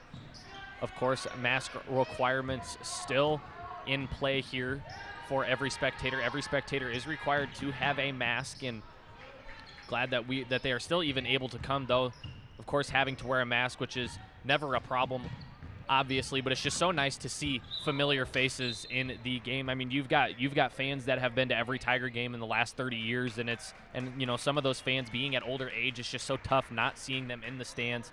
But glad that things are starting to pick up a little bit more, and we are safely able to get more and more spectators into the gym here and just kind of give it that old feel, because I know for me last year, especially with baseball not being able to have that many fans, and we had track season get canceled, and it's just so nice to see that things are starting to pick up a little bit more, especially for seniors who, when this is their last year, it's very tough for a year when you don't know what's going to happen, just to get a little bit more solidarity for these seniors here. Back to the game now as Sinclair will head the offense here for the Wildcats. Almost stolen away by Collison, as it's actually now stolen away by Sweeney, and Sweeney with nobody in front of her will attempt the layup on the left side, and it's up and good. Great follow-up defense there by Sweeney to knock that one away and come up with the steal and the bucket in transition. Laura Sweeney with 6 points now as Ella Collison digging in for the steal, and will actually be called for a foul. It'll be Ella's first on the night and the first for the Tigers here in the second half. Collison here really showing how good of a defender she is. 2 possessions in a row, really getting in the face of Maddie Olson, and really being a pest on the defensive side of the ball. Freshman Kalia Freeman checks back into the matchup here. We saw her knock down a 3 earlier. Wonder if the Wildcats will try to get her offense into the game a little bit more. Sinclair with it will go to Freeman at the top of the key. Freeman over to Fernal now, who puts up the 3-point shot. Nothing but net from Caitlin Fernal as the sophomore knocks down the 3-pointer, her first bucket of the night, and the Wildcats cut the deficit to 14. And the youth of the Wildcats really being the shooting for this Wildcat team. Other than that 1-3 by Sinclair, I think every other 3-point shot has been made by a sophomore or a freshman, as some scrappy offenses by the Tigers. They say the foul is on the floor, so Collison will go. Tigers will inbound actually under the basket there, as it was Caitlin Freeman, the freshman, or Kalia Freeman rather, with the foul there. So that'll be her first. Be the first for the Wildcats, as well as the Tigers come right out of the inbounds looking to swing into some offense, and it's knocked out of bounds again by the Wildcats. Sinclair there getting her hand in the passing lanes, excuse me. Jorgensen with it will inbound, just checked into the second half here for the first time, as that pass, I believe, was deflected by the Wildcats, and they're actually going to say it was last touched by Jorgensen, who inbound. So the turnover will give it to the Wildcats. 36-22 the score, 3 minutes and 30 seconds left to go. Sinclair with it, goes over to Freeman. Freeman looking inside for Keeney, who wastes no time with the dribble, turns around and puts it up, but it's up no good. And Collison will run the floor with it, passing down to Lean. Lean now trapped in the corner, has to give it away, and throws it right into the hands of Austin. Austin going down the floor, and it's knocked away by Kennedy Lean, who makes up for the turnover with the steal. Jorgensen will take it down the floor now without Sweeney on the court. Jorgensen kind of the main facilitator, as the shot by Hammer is up no good. Fighting for the rebound is Lean, who gets it and goes inside to Shable. It's up no good, but a foul called. Shable with a classic post move, just the one dribble and go up strong, be able to draw the foul there, and the shot not missing by much. Shable, I believe, has attempted a couple free throws earlier in the game. I believe she's about 2 of 4 so far. She is a 57% free throw shooter, as she knocks down the first one here. 5 points on the night for the sophomore. Tigers here on a little bit of a run, 10-3 to start out the half, 11-3, make that with the free throw made by Shable. It's kind of the kind of enthusiasm you want to see coming out of the half from your team. Sinclair with it now will head the offense at the top of the key, looking to use a screen from Freeman, and was looking for a roll there. Is nice defense there by Cam Shable, who came out on the perimeter. Lean now the hit ahead to Shable, who will reward her with the steal, as Shable is fouled for the second possession in a row, as she will head back to the line now. Knocked down her last 2 free throws, She'll be on to attempt a couple more. It is Sinclair with the foul. That is her third on the night now. So Sinclair starting to get into that foul trouble, into those 3, 4, and 5 fouls. Of course, you never want to see 4, but 3, a pretty tough number as well, especially earlier in the second half here, as we're about halfway through the third quarter, a little over half. And Alex, like you said earlier, Sinclair didn't come out for the majority of the first half, so you know how big of a party she is for this Wildcat team, and to see her go out would really be a blow. Sinclair still in despite the 3 fouls here. She will again lead the offense. She'll go to Freeman at the top of the key. Freeman looking to get rid of it will go to Keeney. Keeney with the pump fake and drive right. Kicks back inside to Fernal, who puts up the 15-footer. It's up no good. Rebound to Shable, but it was knocked away by the Wildcats. Out of bounds, the Tigers will retain possession. Shable there, way to stay in strong, get that rebound, and not be affected there by the Wildcat defense. Jorgensen now going to bring it up for the Tigers. Her pass is going to be deflected again, I believe, by Sinclair. Tigers will keep possession, will inbound along the sideline here, the near sideline. 39-22, 2:19 left to go here. Again, it is Kennedy Lean who leads all scorers in the matchup with 14 points. The Tigers maybe look to run through her a little bit as Jorgensen was looking for the inside pass, and Shable is fouled by Keeney. Will be Keeney's 3rd foul, so 2 Wildcats now in a little bit of foul trouble with 3 fouls apiece. It is Keeney and Sinclair, both with 3. Kennedy Lean will check out of the matchup as Shea Senard checks back in. And the speedy Shea Senard will get the ball in the corner. Her bounce pass down to Hammer, and she's going to find Jorgensen and Reichs. The Tigers kind of just swinging around the perimeter here, getting a feel for this Carlisle defense. Hammer with a bullet pass, 2-hand inside to Shable. Shots up no good. Pass just barely made it through there. Tight window, and Hammer fit it through, but Shable's shot is up no good. And the Wildcats will have the possession now. It is Keeney up top who will lead the offense. Keeney here doing a little facilitation, then she tells Austin to cut inside. Austin shot up no good. Keeney almost gets the rebound, but she will tap it out of bounds. And Clucky here is going to check in for Cam Shable. And Shable, really the only true 5 that the Tigers had before. Addison Clucky had rehabilitated that injury a little bit, but with Clucky back on the floor, it makes the Tigers a little bit deeper, especially at that 5 spot. Without Shable in and with Clucky on the bench nursing that injury, the Tigers really just had to play small ball whenever Shable got tired, so it's nice to have another 5 there that can come in and play that position. As you see her grab an offensive rebound and go to Reichs, who cuts into the basket. Shots up, no good again. And I believe that one off the Wildcats, so the Tigers will keep it again. Offensive rebounding here, I believe, really been the story so far for the Tigers' success. They lead this one by 17, and again, like I said, I wish I could keep my own stats, but I just love to see how many offensive rebounds and second chance points the Tigers have, as Senard's 3 is up and no good. A long pass by Keeney up to Sinclair, goes right through her hands. Nice pass there from Keeney. Sinclair just barely not be able to hold on to it as the Tigers get the ball right back. Again, with Sweeney still out on the bench, it is Jorgensen who will facilitate the offense as she brings it down. Tigers still continue to moving around the arc here, looking to slow down a little bit here. About 50 seconds left to go. Reichs will put up the corner 3. It's up. No good. Bounced around a couple times as it's rebounded by Keeney. Keeney pushing the ball very well. A 2-1 break here. She'll take it all the way by herself up on the right side, and it's rebounded by Hammer, who kind of lost her balance there a little bit. Still gets on the floor and is able to tie it up. Possession arrow pointing towards the Wildcats. As Hammer grabbed the rebound, just kind of lost her balance a little bit, and the jump ball will give it to the Wildcats. Nice heads-up play there by Addie Clucky, getting down on the ball and giving the Tigers a chance to fight for that jump ball. Senard will guard the inbounder. It is Sinclair who passes it in, and Senard going to come up with a steal. Nice defense there from Shea Senard as Kelsey Reichs will push the floor. Reichs looking to take it inside and is fouled on the drive there. I believe they're going to say the foul was on the floor, so no shot. That foul is going to be committed by Austin, and that's her 3rd on the night. So 3 starters for the Wildcats, all 3 with 3 fouls. Looks like the refs are going to talk about who the foul was on. And they do agree. So that is 3 starters for the Wildcats, all 3 in foul trouble here at the end of this 3rd quarter. Jorgensen will pass it in. It's Senard now in the corner. Senard attacking baseline. The pump fake kicks back out to Hammer, but it's stolen away by Fernal as Caitlin Fernal will attack the basket.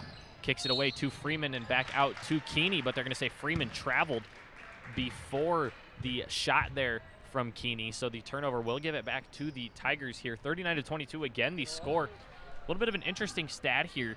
Hannah Jorgensen, the only Tiger on the floor currently with a point in this game. Jorgensen has 5 points. The other 4 on the floor, not any points here, so we'll look to see how the Tigers can get this offense going here for the girls coming in off the bench. And of course, Hammer sat the bench for most of that first half, had 2 fouls early in the first corner as Jorgensen continues to raise that scoring number, now with 7 points. In the half-court heave there by Sinclair to end the third quarter, no good. So we're going to end this third quarter here with a 19-point lead for the Tigers as they lead 41-22. Believe we'll head to a quick ad break in between quarters, and we will be back and ready for the final fourth of the girls' varsity doubleheader between the Carroll Tigers and the Carlisle Wildcats.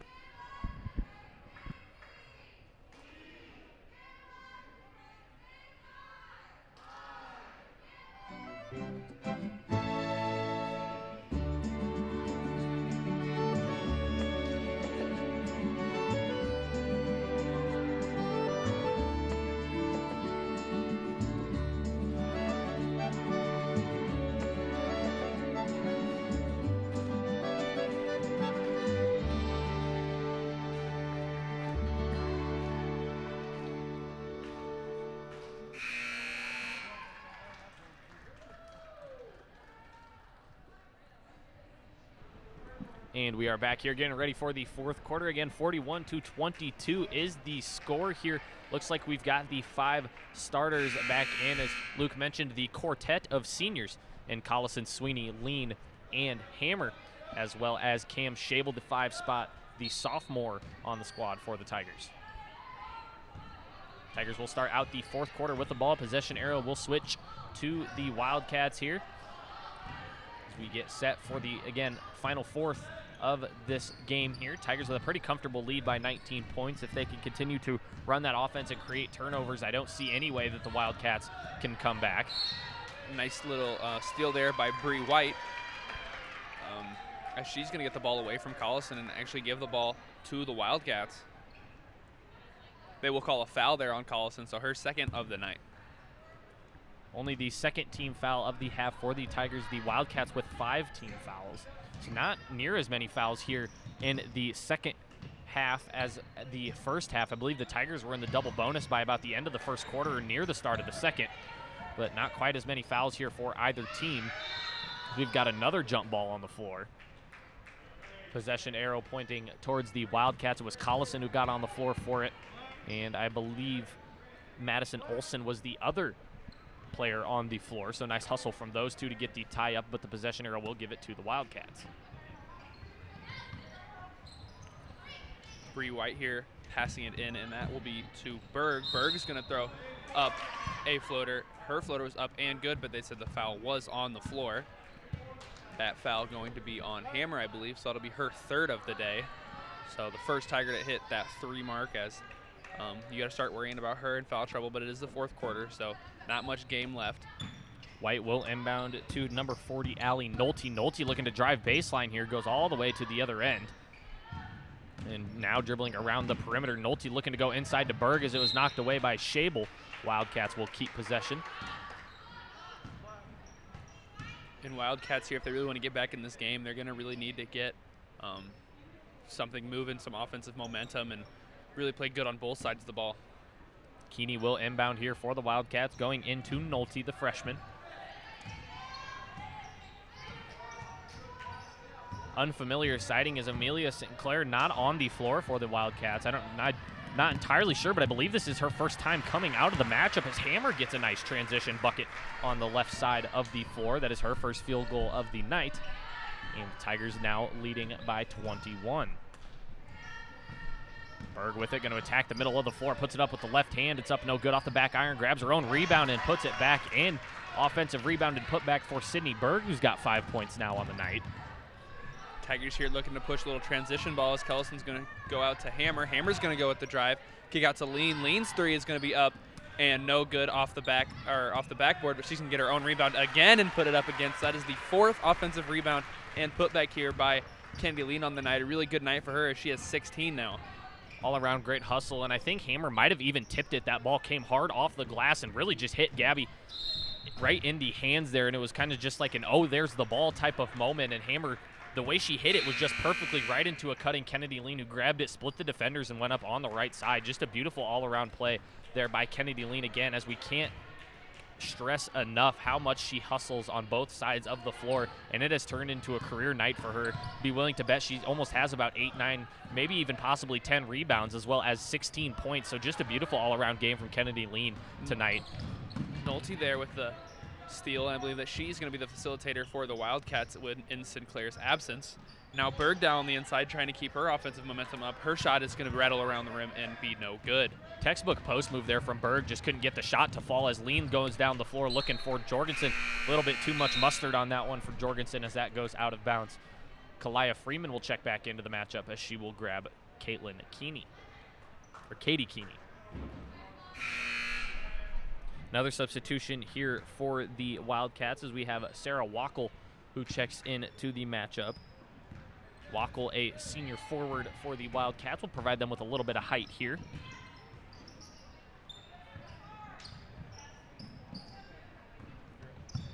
Wackel with it, attacking the right side of the basket, goes to White. White doubled there. Sweeney knocked it away, but White will grab it and set up for the two-point shot, and the shot is up and good by Bree White. Her first field goal of the night for the Wildcats, and cuts the deficit to 19 now. Nice little series there from Bree White as Hannah Jorgensen tries to match with our bucket. Up no good. Laura Sweeney's now going to get the steal. Clear lane to the basket, and her layup will be up and good as Laura Sweeney has 8 on the night. Nice defense to offense play there by Laura Sweeney as you saw Kennedy Lean kind of turn around and look for the ball, maybe thinking there was a defender there, but there were 4 white jerseys in between the next black jersey and the basket as Bree White banks in a three-pointer.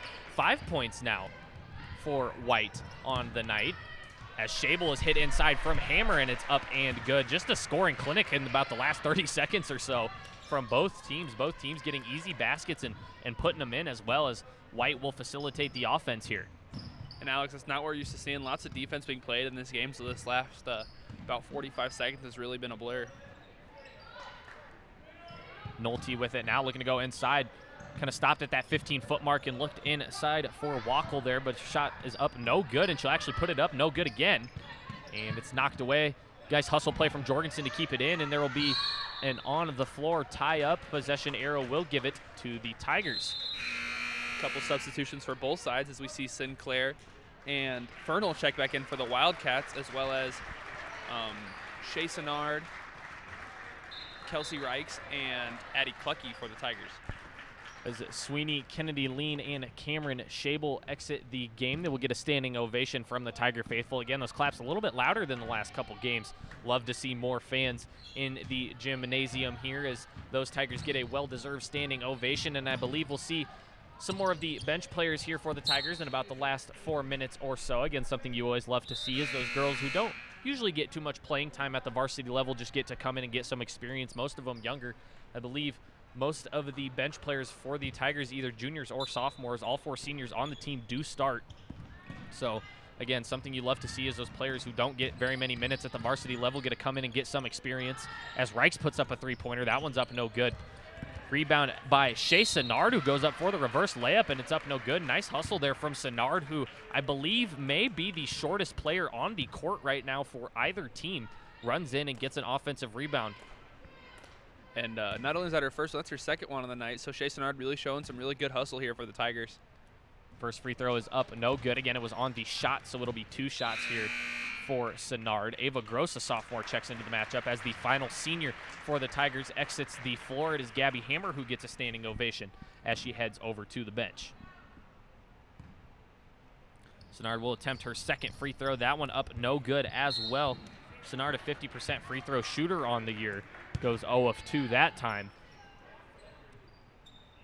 And I believe it was a foul called on the Wildcats. It was actually Amelia Sinclair, her 4th. So the Tigers will get the ball back here as Reichs looks to attack the basket. Kicked outside to Jorgensen. And once again, Alex, we're in that scenario where Hannah Jorgensen is the only one who has scored a point so far, as she's going to kick it out to Kelsey Reichs. Reichs up, her three is up, no good. I believe that is her 4th or 5th attempt on the night. None of them able to fall, all of them just right outside. Nothing you want, or not a great night here from Kelsey Reichs, but as people say, shooters got to shoot, so. And that's something you love to see. I mean, obviously, you know, you want your players to make shots, but Reichs knows she can shoot, still has that confidence. We've seen her attempt, as you mentioned, 4 or 5 threes and just having trouble getting them to fall, but couldn't have said it better. Shooters are going to shoot, and Reichs knows she can shoot, knows she's a very good shooter, and something you like to see is she's not really losing that confidence, still letting it fly, and every single three she's put up has been right off the rim, not very far off the mark as Jorgensen runs the floor nicely and gets a layup on the left side. 9 points now for Hannah Jorgensen off the bench, putting in some strong minutes for the Tigers. And Reichs there doing, again, a good job of throwing that deep full-range pass, as Reichs now is going to drive to the basket on Fernal. She's going to put up a shot that a little bit of contact, could have been a foul, but no call, and it'll be out of bounds on Fernal, I believe. Tigers will keep possession here as the freshman for the Wildcats checks in. It is Nolte who checks in. St. Clair heading over to the bench here. Sennard will attack the basket, going from right to middle there, is looking for a teammate there as Reichs is able to come up with it. Reichs looking for a bullet pass inside to Gross, but it's stolen away by the freshman Freeman.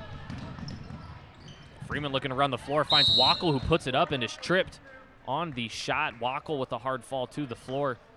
She's a little bit slow to get up. See Ava Gross over there helping her up a little bit, nods her head, says that she's okay. Does have a brace on that right knee, and a pretty hefty brace, usually one of those you see when you've got a ligament or tendon torn in there. Hope that she, again, is okay. Still kind of seems a little bit slow to get back into the game, but she will attempt a couple of free throws here, as the foul will go against Ava Gross. Actually, the foul was against Sennard, so that'll be her first. Got the 24 and the 34 mixed up a little bit. Hannah Jorgensen now checking out of the matchup, getting a well-deserved standing ovation again from the Tiger faithful. So we've got another substitution. This time it is Shane Ashinger who will take the place of Addison Clucky. Madison Tuning also checking into the matchup for the Tigers. So 4 sophomores on the floor, and the junior Kelsey Reichs, the 5-in for the Tigers currently. Shot by Wackel up, no good. Gross will grab the board, and it is Tuning who will head the offense. And this right here is the future of the girls basketball team. You know, there's 4 sophomores, all 4 of them, you know, much like the 4 starters right now. There's plenty of girls on the JV, as well as Kendi Tyne, the 5th sophomore, presumably going to check in for Kelsey Reichs and complete the group of 5 of sophomores. But just trying to get those young girls playing time, like we said earlier. It's so key, so valuable to the development of a player. Nothing can really compare to game time experience. So Coach Katie Cook really trying to get these girls in here and get some play time under their belt. Fernal checks out for her sophomore counterpart, Madison Nolte, for the Wildcats. We've also got another sophomore that snuck into the matchup for the Wildcats. It's Riley Sievers. And here Chenard's going to pass it over to Tuning. Tuning's going to find Tyne, who kicks it out to Ashinger. Ashinger's going to drive a nice little baseline move there. Her shot is up off the back iron and no good, but Shea Sennard there going to fight with Freeman for the rebound and get a jump ball. So Shea Sennard there, once again, still the smallest girl on the court, yet not letting that scare her at all and really getting in the thick of things. So the possession arrow will give it, believe, to the Wildcats there. Thought it was pointing towards the Tigers at first maybe, but it is changed now to the Wildcats, and it'll now change back to the Tigers here. So a little bit of a mix-up, but the Wildcats will have possession here. About 1 minute and 20 seconds left to go. Again, 51-30 is the score. Tigers lead by 21. Shea Sennard there with some good defense as Ava Gross is in the post. And we'll get the foul called on her, I believe. It was Wackel who was down low who put up the shot, but I believe the foul was on the floor prior to the shot.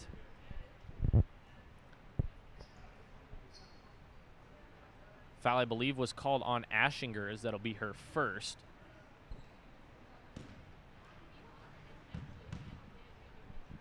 That call actually was on Sennard, so she'll have her second of the night. First free throw is up and no good. I was confused because the shot was waved off. She made the basket, but the basket did not count. There are only 6 fouls apiece, so I'm not sure why we're shooting free throws, because the basket did go in, but it wasn't an and one as she attempts 2, knocks down 1, so not entirely sure what the call on the floor was. regardless, Wackel will knock down one of two from the line, and it'll be a 20-point game now. It's a little two-man game between Gross and Jorgensen, or excuse me, Gross and Tuning there, as there's a fight for the ball on the floor. Tyne and White there with a little bit of a mix-up, and I believe it'll go off Bree White, so the Tigers will keep possession. Tigers there with a little pick and roll, and then great Ava Gross there with the outlet pass, trying to get it to Ashinger, but unsuccessful.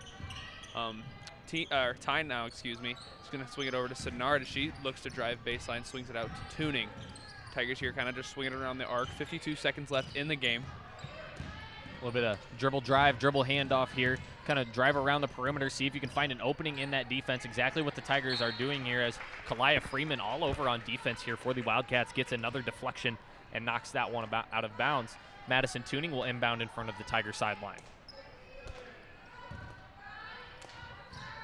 Tuning with it will go inside, looking for Tyne, out of the hands of Tyne and into the hands of Madison Nolte, who will give it up to Freeman. Freeman looking to attack the basket and instead kicks back to White.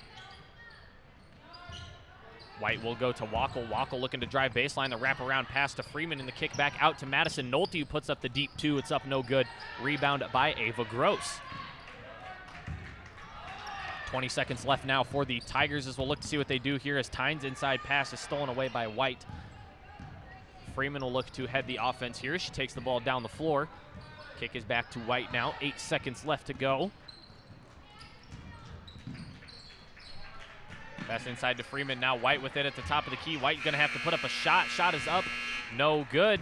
And that'll do it for us here tonight, as it was an 8-point game going into halftime. Second half, rather, all Tigers here as they run away with us. Someone win it by 20. 51-31, and an all-around great offensively and defensive game from the Carroll Tigers here. Again, they come out with a 20-point win. Carroll Tigers led by Kennedy Lean with 16 points. Ella Collison contributed nicely with 7, and I believe Hannah Jorgensen came off the bench, played some very strong minutes, and had 9 points.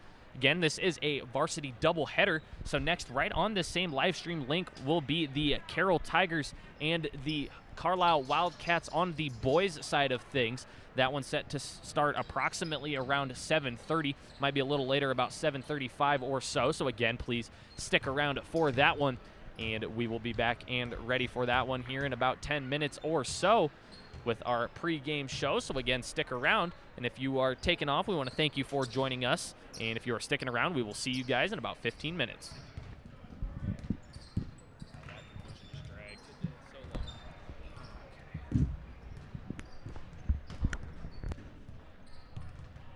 Ladies and gentlemen, just a reminder that all spectators over the age of 2 are required to wear a mask or face covering for all the gatherings. They have to be not sit in a row marked with blue tape. And spectators. Do you know a little boy who just can't wait to step onto the football field as a Carroll Tiger someday? Does he want to wear the jersey, score the touchdown, win the big game? Do you know a high school athlete who is so proud to play for the Carroll Tigers?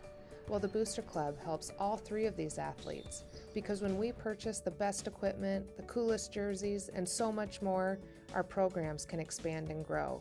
If you want your little Tiger looking his best as he runs out onto the football field someday, join the Booster Club. Have you donated to the Carroll High School Foundation yet? It's Carroll Community School District's Academic Booster Club. This foundation provides financial resources to benefit students and staff of the Carroll Community School District to enhance and inspire educational experiences and opportunities through community assistance from grades preschool through high school. If you want to donate, go to their website, which is linked to our district webpage, or find them on Facebook at Carroll High School Foundation.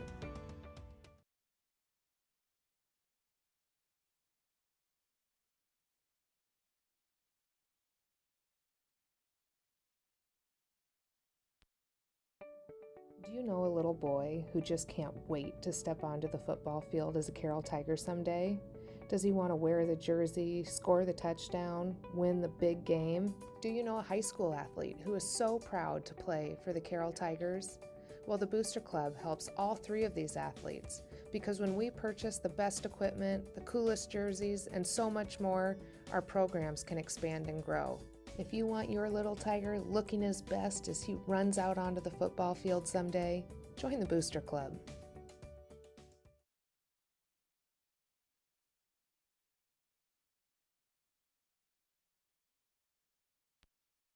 Have you shopped in the Tiger shop yet this fall? No, I haven't. How does it work? Oh, you have to. It's super easy. All you have to do is go to bit.ly/shop Carroll and then just drive out to the high school Monday through Friday from 8 to 11 and call 712-775-5000.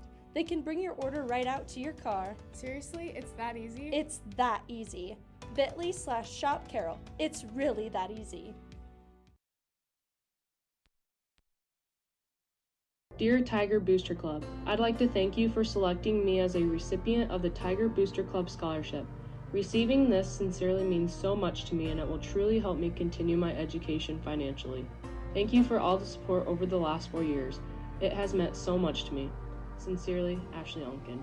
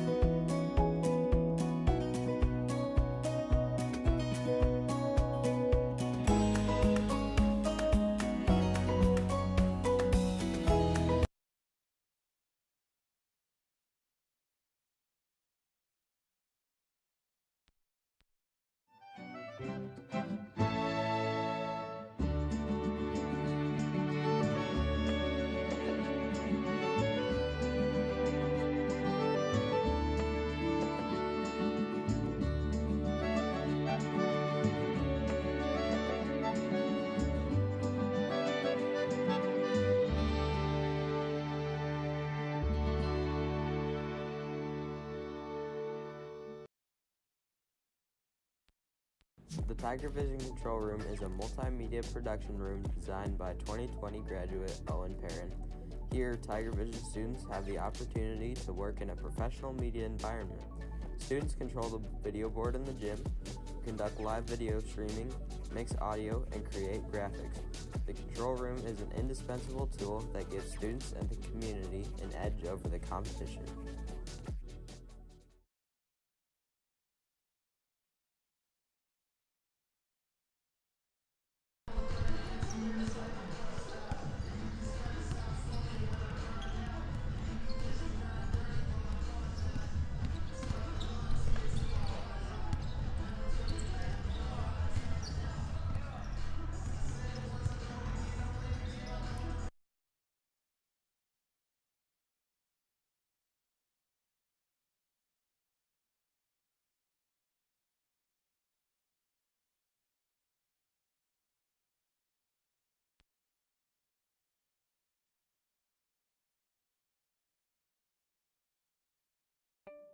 Do you know a little boy who just can't wait to step onto the football field as a Carroll Tiger someday? Does he want to wear the jersey, score the touchdown, win the big game? Do you know a high school athlete who is so proud to play for the Carroll Tigers? Well, the Booster Club helps all 3 of these athletes because when we purchase the best equipment, the coolest jerseys, and so much more, our programs can expand and grow. If you want your little Tiger looking his best as he runs out onto the football field someday, join the Booster Club.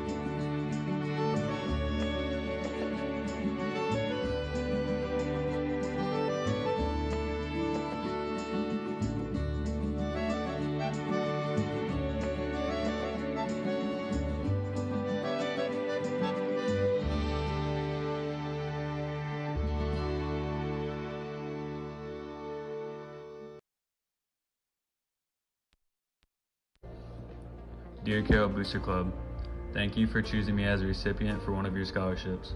It is an honor to be selected out of so many deserving candidates. Thanks also for everything you've provided student athletes during my 4 years at Carroll High.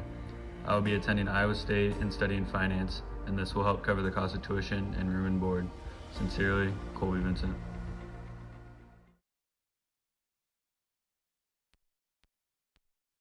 We need you at Carroll Community School District. Teacher associates are needed at Fairview Elementary and Carroll High School. Excellent health insurance is provided with these positions. TAs receive paid holidays, IPERS benefits, and PTO. Come be a Tiger at Carroll Community School District. We need you! We want you! We want you! We want you! We want you!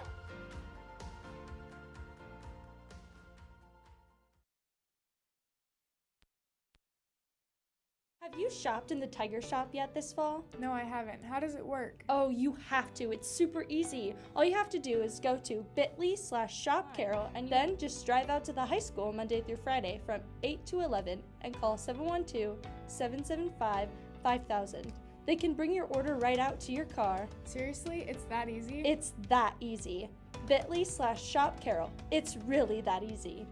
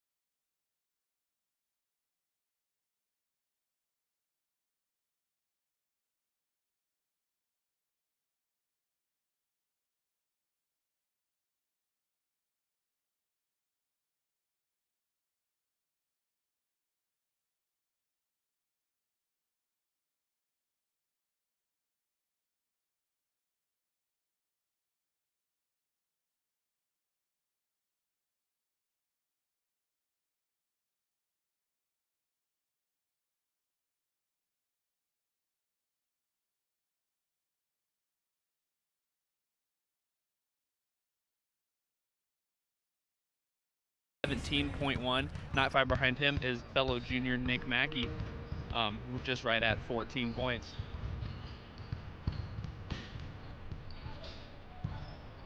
Take a look at some more of the Tigers stats here. Booth averaging about 3 assists per game to go along with 1.6 steals.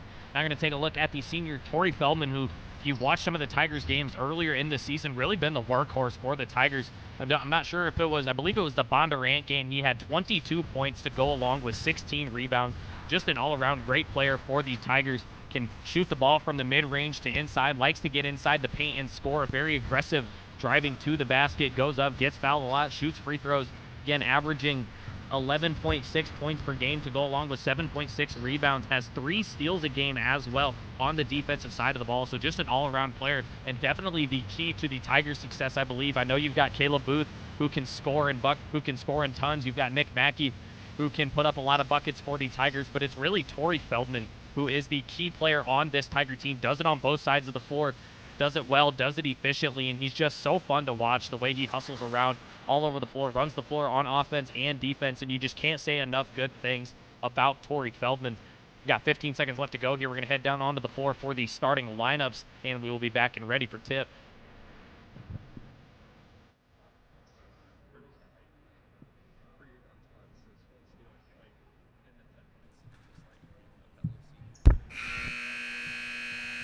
Welcome back, ladies and gentlemen. Here are the starting lineups for the boys contest. First, for Carlisle, number 2, Cole Osterhaus. Number 10, Carson Dunn. Number 11, CJ Whistler. Number 12, Ryan Peterson. And number 23, Wyatt Sobiescoda. The Wildcats are coached by Jordan Buell. Now here are the starting lineups for your Carroll Tigers. 5'11" junior, number 1, Caleb Booth.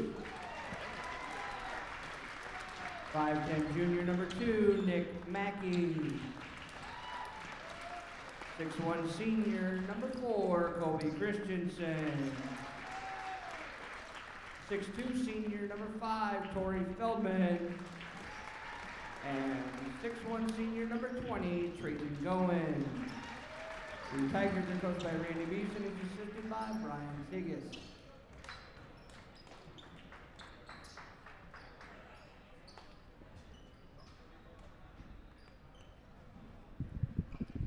And we're back and ready here after the starting lineups. We'll go ahead and take a look at the live chat quick before we get the game started. We've got Barbara Bartik says, Aunt Barbie into house, go Tigers again, watching from down in Florida. We've also got another viewer from Florida, Michael Curtis, watching from Cape Coral, Florida. Sounds very nice and tropical compared to the 15 degrees and snow that we've got up here in Iowa.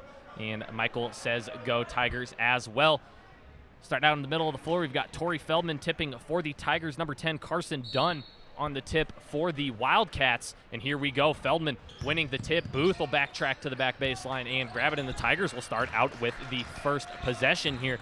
Again, you might notice a little bit more fans in the gymnasium here tonight. Just had that rule change just yesterday where players are allowed the entire household as well as 4 other spectators, as Booth makes a beautiful drive into the basket with a little bit of English off the backboard and gets the first field goal for the Tigers. Again, but as I was saying, rule for spectators now changed to the entire household of the athlete as well as 4 other players that can sign in under that athlete's name. Wildcats will put up a 3. That was Ryan Peterson who puts it up. It's up no good, but the Wildcats will get their own offensive rebound. Shot kicked out over to number 11. That is CJ Whistler. His shot up no good. Torrey Feldman now on the break for the Tigers. His pass will go over to Trayton Goings. A little tangled up here as the Tigers slow down and try to start their offense. Feldman will find Booth here. Tigers passes a little bit off the mark here to start this one, but will calm down that defense a little bit. Feldman will attempt about the 15-footer. It's up no good. Rebound by the Wildcats, and it is Osterhaus who will push the floor. And that's about as far as Torrey will go on the court. He doesn't like to shoot from the perimeter. We see it every once in a while, but Torrey really predominantly like a mid-range shooter. And like Alex said, his effect is way farther than just scoring on the court. Ryan Peterson at the top of the 3, looking to get rid of it. It was tipped out by Booth and will now go inside there to number 10, Carson Dunn, who makes the basket drive and gets the go there. Feldman trailing him a little bit, was looking for the big chase down block and just missed it. as Goins will attack the basket. Shot is up, no good, but going to be a foul called prior to the shot. Foul was on Ryan Peterson, I believe. Actually, they will give it to Carson Dunn, the senior guard for the Wildcats. So that'll be Dunn's first on the night as Christensen will inbound to Feldman. Feldman now going to swing it out onto the wing. Caleb Booth. He's going to find Trayton. Nice little hesitation step as he's going to make a drive to the basket up with the right hand and good. So a nice little finish there from Trayton Goings. Tigers leading by 2 here. Score is 4-2, 6 minutes left to go. Osterhaus looking to get rid of it will go to Soboskoda. Soboskoda, the pass into the corner to number 12, Ryan Peterson. Whistler with it now in the corner, going to have to get rid of it soon. Goes back to Peterson. Wildcats offense very slow here, looking for a good shot as Soboskoda looks to attack as Mackey falls to the floor, and Mackey with a nice take there. And I know a lot of people watching are going to say, well, that should have been a block foul. His feet were still moving. But I'm not sure if there was a rule change or if it's starting to be called this way more. But if you saw Mackey's shoulders were squared up and he was in front of the ball carrier, playing all the right defense, had the hands down, ready to go. And as long as you have those shoulders squared up, you're going to get a lot more charge calls, even if your feet are moving. As Mackey makes a beautiful attack onto the left side of the basket and gets it to go. And something this Tiger team, you've got to realize, is on offense, they can do everything. All 5 guys can shoot the three-pointer. They can shoot the mid-range. You've got Booth and Mackey who attack the basket very well. Trayton Goins is long and athletic, can attack the basket, can shoot the ball. Colby Christensen also long, athletic, quick, can shoot the ball. Torrey Feldman, again, mentioned it in the pregame, absolute workhorse here for the Tigers team, and it's going to be another charge taken, this time by Caleb Booth. And that one more the conventional charge. You see Caleb step there and get his feet set in the paint and wait for number 10, Dunn, to come right into him. And like he just did, Caleb being the smaller of the two, really taking the smart play there on the drive by Dunn. That was Carson Dunn's second foul, so he will come out of the matchup. We've got a substitution in for him. Look for a number here. I believe it is number 21. That is Max Mitchell for the Wildcats. So 3 fouls already for the Wildcats, 2 of them from Dunn. As Mackey goes in and out, kicks out to Goins, who attacks the basket. Goins with a nice pump fake and attacks on the right side. Trayton Goins with a couple of nice basket attacks, and he's got 4 points for the Tigers. Tigers lead 8-2. Tigers here now playing that press as Torrey Feldman is going to fight for the ball, almost get a steal there, but the Wildcats are able to recover. It was Osterhaus who stole it away. Feldman runs in, nice hustle, and kicks it right from the back. A beautiful full-court pass from Colby Christensen to Caleb Booth, and that's going to require a Wildcats timeout. Tigers started off a little bit slow here, but that press turning turnovers into points here, and the Tigers jump out to a quick 8-point lead here. 4:14 left to go. Wildcats forced to use their first timeout. Again, if you're just joining us for the boys game, we have a YouTube live chat that you can go ahead and join. Remember to type a comment. As long as it is clean and positive, we will be able to read it out. You can interact with us here at Tiger Vision. Also down low, you'll see a thumbs up button if you want to go ahead and click that, see how many likes we can get. We've got 200 plus now viewers watching and only 9 likes on the stream. Also, just directly below that thumbs up button, you can find a red subscription button if you are not subscribed to us. If you are, it'll say subscribed in gray. But why don't you go ahead and hit that subscription button if you haven't already, as we try to get that subscription count up. We are currently up to 1,750 plus followers right now here at Tiger Vision. Also, right next to that subscription button is a bell. If you want to go ahead and click on the bell, you'll see a little drop-down menu where you can click all, and that will notify you every time that we post a video or go live here at Tiger Vision. If you click that bell and click all, again, it will notify you, and you will never miss a live stream or a video that we post here at Tiger Vision, so you can stay up to date with everything going on here in the Carroll Community School District. Wildcats coming out of the timeout. Looks like a little bit of a drawn-up play here as they'll pass it across. Tigers playing some nice defense so far, pretty aggressive, covering up those passing lanes as Feldman skies in for the rebound. Kellen Jones, the senior forward, snuck into the game here. Goins down low, missed a shot, gets his own rebound, controlled, and put it back up. Trayton Goins with 6 points now for the Tigers. And a nice full pass feed there, I believe, from Caleb Booth to get the ball under the basket as Colby Christian's going to get the pass. He gets it over to Torrey, who makes a nice move there at the basket and is going to let the ball go back into the rim again. And the Wildcats are forced to take another timeout here early in the first quarter, 3:38 left to go. I believe the first timeout there from the Wildcats came with about 3 minutes, 40 seconds, and a little bit of change.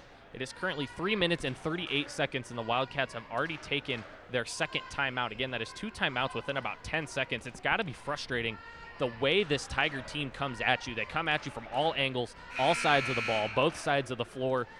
And for a team like the Wildcats, who have kind of been struggling so far this year, it's very difficult and very frustrating for a coaching staff to try to keep up with this Tiger team. They're already out to a 12-point lead here with 3:38 left to go in the first quarter. And the thing about this Tiger team is it doesn't matter if it's the 5 starters in or if it's 5 players from the bench. This team will not take their foot off the gas pedal, and they will come at you, the 3rd-ranked team in 3A. And I would be very surprised here if this Tigers team does not make a deep postseason run. And I think the best word that you could use to describe the Tigers is explosive. You know, everybody on the court very fast, very agile, knows how to get around the court, and knows exactly what they're doing. Coach Beeson has done a great job with this program and really building a program here at Carroll High the past 4 or 5 years. It's been really something to be proud of. Osterhaus with a 3 from the parking lot. Had to have been about a 30-foot shot. Knocks it down, nothing but net. Christensen will look to trade with him. It's up, no good.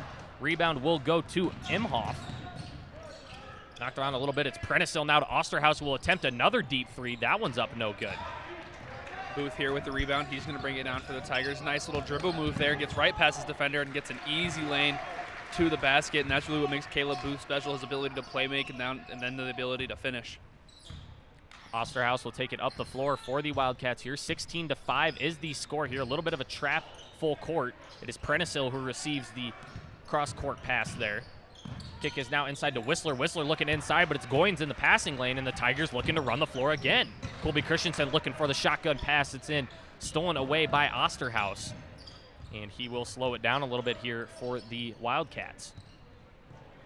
Primice Hill now with the ball at the top of the perimeter. He's going to kick it over to Osterhaus, who attempted a couple of threes. That shot by number 3, Imhoff, up, no good. Christensen maybe looking to step into a 3 there. Instead, will go into the corner to Feldman. Tigers will reverse it around the perimeter here as Booth goes into the corner to Feldman again. Goins with it now, attacking the basket up on the right side. It's up, no good. Jones with a beautiful offensive rebound and put back. Nice play there by Kellen Jones, knowing exactly where to be to get that rebound and be good and put that putback right in the basket.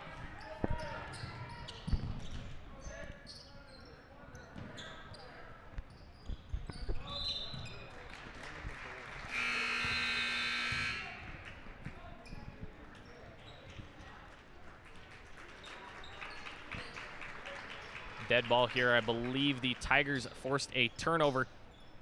A little bit of technical difficulties there, but we are back. Current 5 on the floor now for the Tigers. Logan Fricke and Kellen Jones, both players about 6'5", will give the Tigers some great height here. Caleb Booth, Caden Cook, and Nick Mackey, the other 3 in for the Tigers. So 4 juniors who grew up playing ball together, as well as Kellen Jones, who's starting to get some more minutes here later in the season. Caden Cook here now in the corner is going to go with the drive, kicks out to Caleb Booth. Looks to go baseline, unsuccessful there. He hits it to his other junior counterpart in Nick Mackey. Jones now, nice inside pass there to Logan Fricke, and his shot is up and good. Nice inside pass there from Kellen Jones to set up that easy bucket there for the junior, excuse me. Something we're starting to see a lot more from Logan Fricke is when he first came in for this Tigers varsity team here his junior year. Earlier in the season, you know, when it's your first varsity year, you get a little bit nervous and you get jumpy and you try to move too quick, and that's what Logan Fricke was down on the block as number 21, Max Mitchell, the senior, knocks down a 3-point shot, his first basket. But as I was saying, Logan Fricke was just very quick and very, jumpy with the ball. We've seen him control it a lot more, goes up with a lot more control now down on the block, and that's just something that comes with experience, just kind of has settled into this team more, getting good, strong minutes off the bench for the Tigers each game. And it's something you really like to see is kind of when those younger guys with less experience at the varsity level get to come in and settle in, and he's done it very nicely. Here you go, Nick Mackey, a little nice attempt there on his layup, but up no good as the Wildcats get the ball back down inside. Nice little pass back over to Mitchell. Mitchell's mid-range jumper's up no good, rebounded by Kellen Jones. Jones, beautiful hit-ahead pass to Mackey, who looked to finish on the left side of the basket at the buzzer. but it's up no good. Again, it was a great pass there by Kellen Jones, but the shot by Mackey just off the mark, and that'll do it for us here in the first quarter. 22-8 is the score. Tigers leading by 12. Caleb Booth leads the Tigers with 6 points, and I believe Trayton Goins has about 6 points as well for the Tigers. We will be right back after a quick commercial break and ready for the second quarter.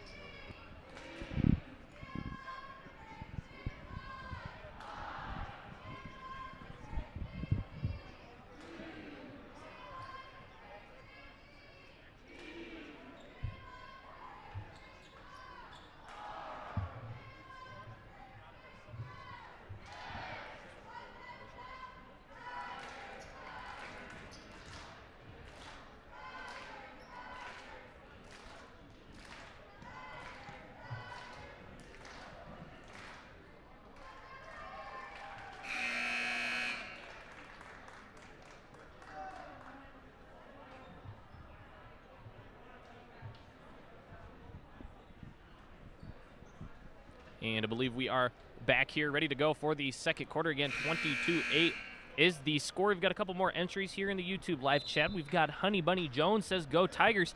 Kellen's grandmother watching from Central Florida. A lot of Florida viewers here tonight. We also have another viewer, Nicole Bixenstein, excuse me if I butchered that, says, "Aunt Jenny in the house, go number 2. Not sure if that's for the Carroll Tigers' Nick Mackey or for Cole Osterhaus. And we've got another one. Coach Rowe says, hashtag Tiger D looking tough with the press. We know Coach Rowe are all about defense. Big defensive guy, Coach Rowe. And we also have Stoddy75 says, go Tigers. That possession there for the Wildcats unsuccessful, as they will give the ball back to the Tigers, being passed in by Torrey Feldman into Caleb Booth. Booth will take it up the floor here for the Tigers. Fresh into the second quarter, 7 minutes, 35 seconds left to go here. Christensen looking for Booth at the top of the key. Booth will go over to Goins. Booth, a no-look pass into the corner for Feldman. Feldman will attack the basket, lost it there a little bit, and it'll be a tie-up between Feldman and I believe that was number 3, Imhoff, excuse me. Possession arrow pointing towards the Wildcats, so they will receive possession. Actually, they're going to get Torrey Feldman for a foul, so no jump ball there. It'll be a reach-in foul called against Torrey Feldman. Imhoff inside, goes down low to Peterson. Nice offense there from the Wildcats, and they jump to within 10, 20-10.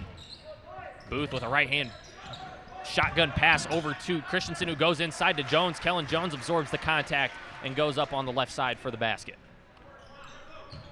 Tigers here really thrive in the transition, so when they get the ball offensively, they try to go fast.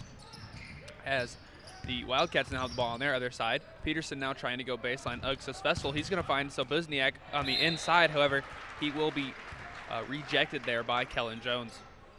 Jones already making his presence felt again, getting some more minutes here later into the season. Has a couple baskets, a couple offensive rebounds, defensive rebounds. Just got a block there, just deflected it away again.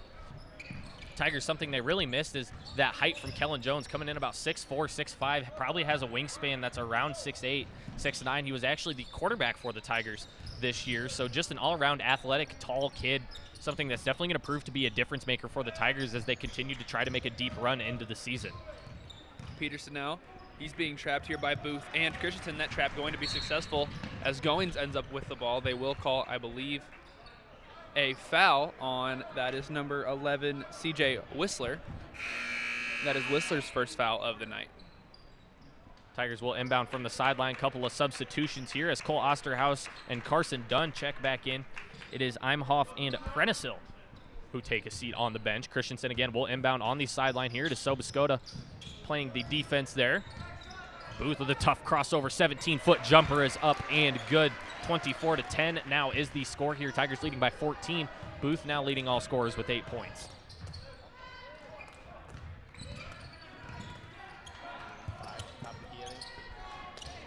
Shot is up, no good. It is rebounded by Peterson. Actually, that was Dunn, I believe, who made a nice hustle play to keep that one in. Again, Carson Dunn with 2 fouls. Gonna have to play a little bit less aggressively here as Peterson puts up the 3 from the corner. It's up no good, and they're gonna get a foul on Carson Dunn. Of course, right as I mentioned it there, so I believe Dunn will come right back out onto the bench here. Again, 3 fouls for Carson Dunn. So he'll more than likely, for the rest of the half here, and maybe even deeper into the third quarter. Again, 3 fouls in the first half, something you definitely don't like to see. Usually with 2 fouls, you don't see the floor for the rest of the first half. In his replacement there, Max Mitchell just got a foul called on him against Kellen Jones. That's Mitchell's first foul of the night. So Carlisle really with, a couple bigs on their roster, but especially when you see somebody as tall as Mitchell is, it's really tough to have a replacement for him. Again, that foul, Mitchell's first, as Luke mentioned. That is 16 fouls for the Wildcats now, so 1 more, and the Tigers will be in the bonus for the rest of the first half. We saw it deflected out of bounds by the Wildcats, so Booth will go into Goins, who's left open on the perimeter. Shots up, no good. Rebound by Osterhaus, and Cole Osterhaus will pull it back and slow it down. Booth here with the defense on Osterhaus as Torrey Feldman tries to jump the passing lane, unsuccessful in doing so, however. Into the corner now, I believe that was Sobi Skoda. His shot is up, no good. Rebounded by Trayton Goins. Goins will push the floor, kick to Booth. Booth with a crossover move and finishing with the left hand. Caleb Booth, some beautiful drives into the basket so far, and I believe all 10 of his points coming off of basket attacks. First player in double digits on the night for either team. Peterson with the deep, Mitchell with the deep 2. Puts it up and it knocks it down. Max Mitchell with 5 points now. Booth here with the ball. We know how explosive he is and how good he is attacking the basket, but he also is the primary facilitator and playmaker for this Tiger basketball team. Christensen, the dribble drive, hand off to Booth. Booth will go back out to Colby Christensen. Booth going to put up the 3 at the top of the key. It's up, no good. Tipped around, rebound by number 21, Max Mitchell. And there's going to be a foul called on Kellen Jones.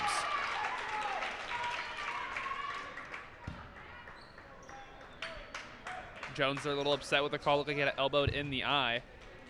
No call there on that one, however, as Jones will take a seat, as well as Christensen, and Fricky and Mackey will check back in the game for the Tigers. Osterhaus with it, looking to get it through that press, goes over to Sobi Skoda.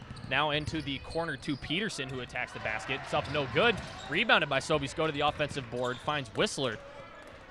Osterhaus with the pump fake and step back. It's up, no good. Rebound by Whistler again. Second offensive rebound of the possession for the Tigers. Ball on the floor, and it's knocked around.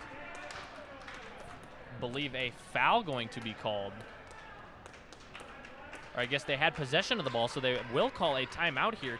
So the Wildcats already used 3 timeouts here in the first half. Believe it was a 30-second timeout. So 26-12 our score as the Wildcats burn their 3rd timeout. And the Tigers not taking their foot off the pedal here, still running the floor very nicely. Had 20 points in the first half, a little bit lower scoring second quarter here. Had 20 points in the first quarter. Only 6 here in the second quarter. I believe the score was 20-8, so 6-4 here in the second quarter. But still a good chunk, about half the second quarter left here. As both teams will try to get it going on the offensive side of the ball. And Wildcat offense looking a little bit more success than they did in the first quarter. In the most of the Tigers' points last quarter were based defense to offensive possessions. So Tigers look to clamp up on defense a little bit to get more scoring as Torrey Feldman gets a nice steal, and he's going to attack the basket. Nice little move there, but his shot is off the right iron and no good. It's tipped over by Fricky, and it's Sobi Skoda who comes up with it. A nice knockaway there from Booth as Fricky, I believe, got a deflection on the shot. Shot is up and good from Peterson in the and one as Ryan Peterson will head to the line for a 3-point play opportunity. Peterson, very good free throw shooter, 88.9% on the year. As he will head to the line to convert the 3-point play, and the shot is up and good. Booth now with the ball as he brings it up for the Tigers. He's going to go full court down to Trayton Goings in the corner. Nothing going there as Feldman's going to have it. He's going to swing it around to Mackey. Tigers here throwing it right around the perimeter. Trayton Goings with a nice dribble drive. He's going to find Feldman on the baseline. Looked to go for a shot attempt, but it was no good. Almost fell out of bounds as Booth now finds Feldman again in that short corner. Goings now with another basket drive. He's going to find Fricky on the nice pass there from Goings, and Fricky's bucket is up and in. 4 points now for the junior forward as the Tigers jump out to a 13-point lead, 28-15. Goins almost into the passing lane there, but Mitchell puts it up, rattles it home. Max Mitchell with 7 points now, I believe the leading scorer here for the Wildcats with 7. Booth going to put up a deep 3-pointer. That one up, nothing but nylon for Caleb Booth. as he knocks down his second three-point shot here. 13 points for the junior guard as he's lighting up the nets here in the first half. Booth on the year, a 40% free throw shooter, so no wonder that one gone in as Torrey Feldman almost gets another steal. But last year, I remember there was a period of time where Caleb Booth was shooting over 50% from three and led all of the state in three-point percentage. So that just shows you the shooting ability of Caleb Booth as his full-court attempt to Trayton Goings just slips past Goings' fingertips. It was a beautiful bounce pass. Again, put a little English on it, just about curved it right into Goins, but just a bit off the mark as it goes out of bounds. And another rare sight to see here. Caleb Booth heading over to the bench to get a rest. Again, I know we talk about Torrey Feldman being the workhorse for the Tigers, who's actually on the bench now, but Booth, a very good cross-country runner. It's off-season of the basketball season, so pretty surprising to see him come out of the game this early here. It is Ethan Lingling, a junior forward, who checks into the matchup. Caden Cook also checks back in, as well as the senior guard, Colby Christensen. Prentice Hill lost it there, kicks it over to Whistler. Back inside to Prentice Hill as Mackey tips it away. Mackey and Prentice Hill on the floor with it as Cook and Whistler jump in, and it'll be a jump ball possession arrow pointing towards the Carroll Tigers. Nice hustle there from all four players as Cook is able to finalize the tie-up and give it back to the Tigers.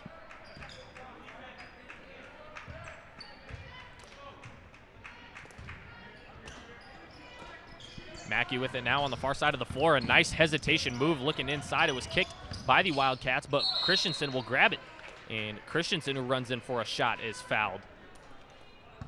I believe he'll be fouled by number 3 on the play. That will be Imhoff. So that is Imhoff's first foul of the night. 156, remaining here in this second corner as Christensen's first free throw is up and good. Christensen, a 66.7% free throw shooter. Christensen, a very good shooter. So shot percentage numbers kind of a little bit down, especially from where he'd like them to be. Knows he can shoot the ball a lot better, and I think getting a lot of shots up, Coach Beeson really hounds the guys on free throws. I remember back about sophomore year when we'd go to some of his practices, we'd have to shoot about 100 free throws a practice. So again, Coach Beeson really hounding the guys on the free throws, knows that his guys can shoot free throws very efficiently, and I know Christensen will have that number to about 80% by the time the season is over. Was about 3rd in the Raccoon River Conference last year in free throw percentage, had it around 83, 84. So again, knows he can shoot better, and we'll definitely see that percentage continue to rise here as Caden Cook made a play on the ball there, got and bumped the ball carrier a little bit, and will get called for the foul. That is the 4th foul now on the Tigers. That is Cook's first, as Imhoff picks it up around the half-court line, gets it into Whistler. Whistler going inside to Peterson now, as his shot is off the mark, rebounded by Fricky. Nice defense there from Fricky as Langley's going to have it in the corner. Christensen now with the drive, nice interior attack, and his about 5-foot shot is up and good. It's a nice floater there from Colby Christensen as you saw him run into the lane hard and kind of start to slow it down and really focus on that shot there as he got into his rhythm and knocked down the floater again. 35-17 is the score here. Tigers leading by 18. Inbounding for the Wildcats is Prentice Hill. He will get it into Peterson. Peterson looking to attack on Lingling, and they're going to call him for a travel. Turnover will give it back to the Tigers there. Lingling with some nice perimeter defense. Tigers here up 18 with 1 minute and 5 seconds to go. Again, this Tiger team, not a team to play with, ranked 3rd in 3A. Just came off a big win against Ballard as Mackey with a nice interior pass to Caden Cook. His shot rattles around the rim, but up no good. Like I said, this Tiger team, if they catch momentum late in the season, you could make them. You could see them making a deep run in the postseason, even toward a state title. Again, this Tiger team 9-0, very explosive, very efficient as well, as Mackey skies in for the defensive rebound. Mackey carving through the Wildcat defenders here. Still 30 seconds left to go as Lingling attempts the three-point shot. It's no good off the front of the rim. Cook skies in for the rebound and will be called for a foul. They're going to get the foul on Fricky, so that'll be the junior first foul. 5th team foul for the Tigers here as we near the end of the first half. 24 seconds left to go. More than likely hold for the last shot the Wildcats will here, but we'll see.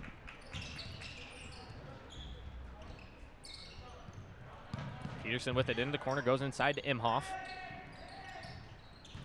Peterson looking to attack on Lingling now. Lingling, nice defense, kept the hands up, used the body.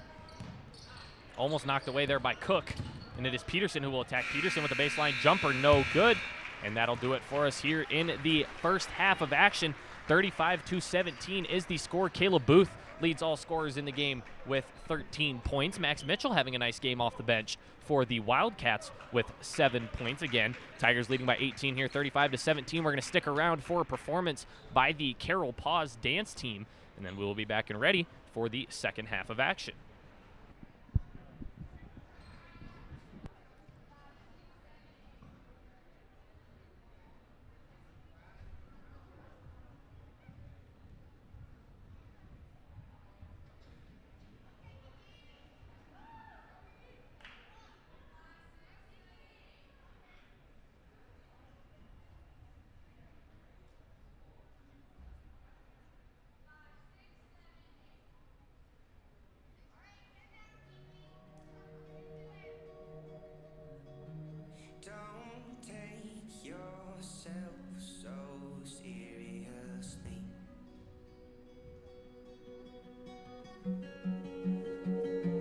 Look at you all dressed up for someone you never see.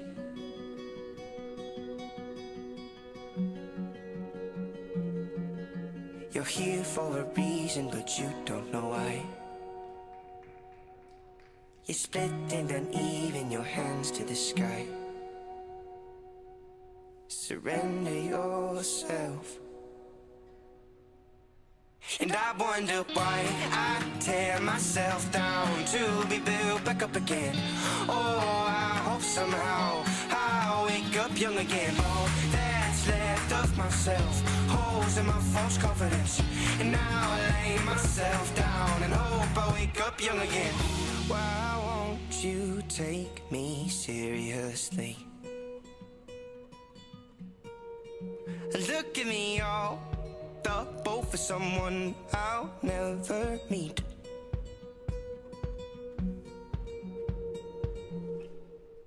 And I wonder why I tear myself down to be built back up again. Oh, I hope somehow I'll wake up young again. All that's left of myself, holes in my false confidence.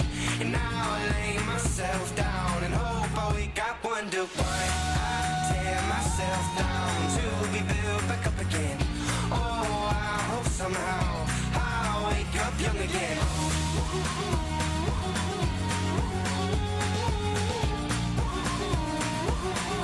Hope I wake up young again.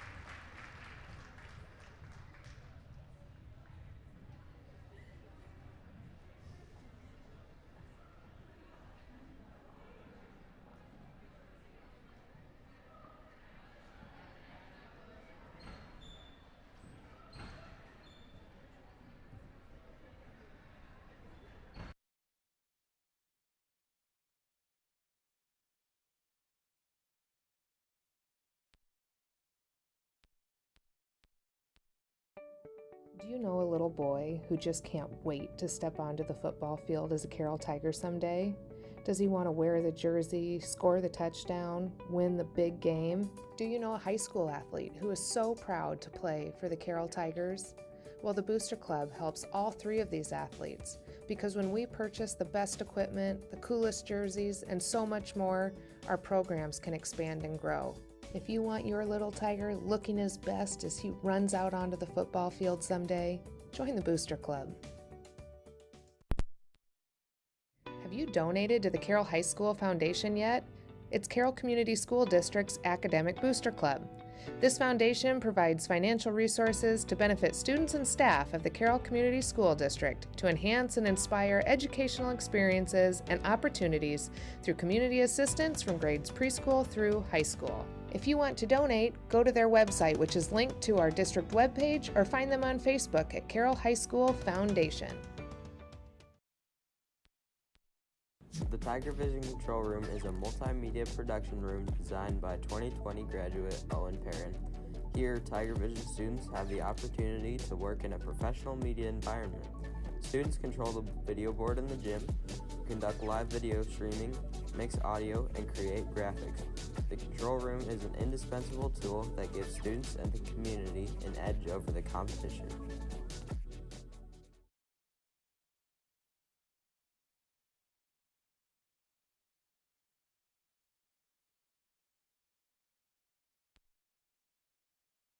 Dear Tiger Booster Club, I'd like to thank you for selecting me as a recipient of the Tiger Booster Club Scholarship.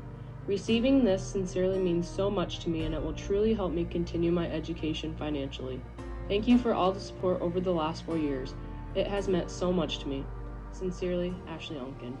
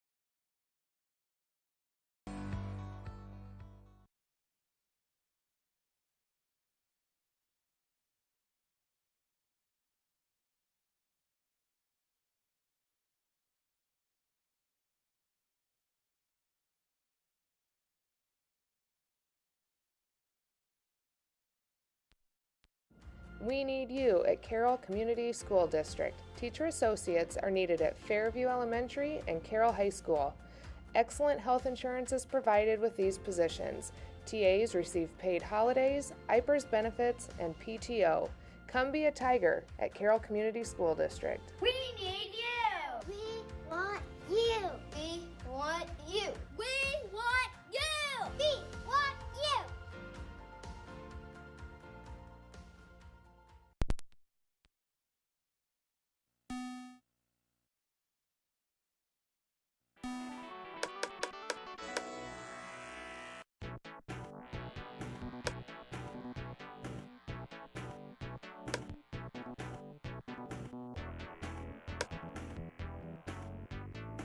Boom shakalaka!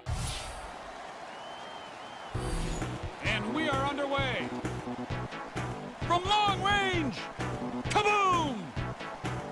Too easy. He's heating up like a trending topic. From the Waffle House, located just off the Beltway, kaboom! With the sweet finger roll, shoots from way out yonder. Boom shakalaka! He's on fire! Kaboom! Swipes it away! Bullseye! Razzle dazzle! From long range! Win the game!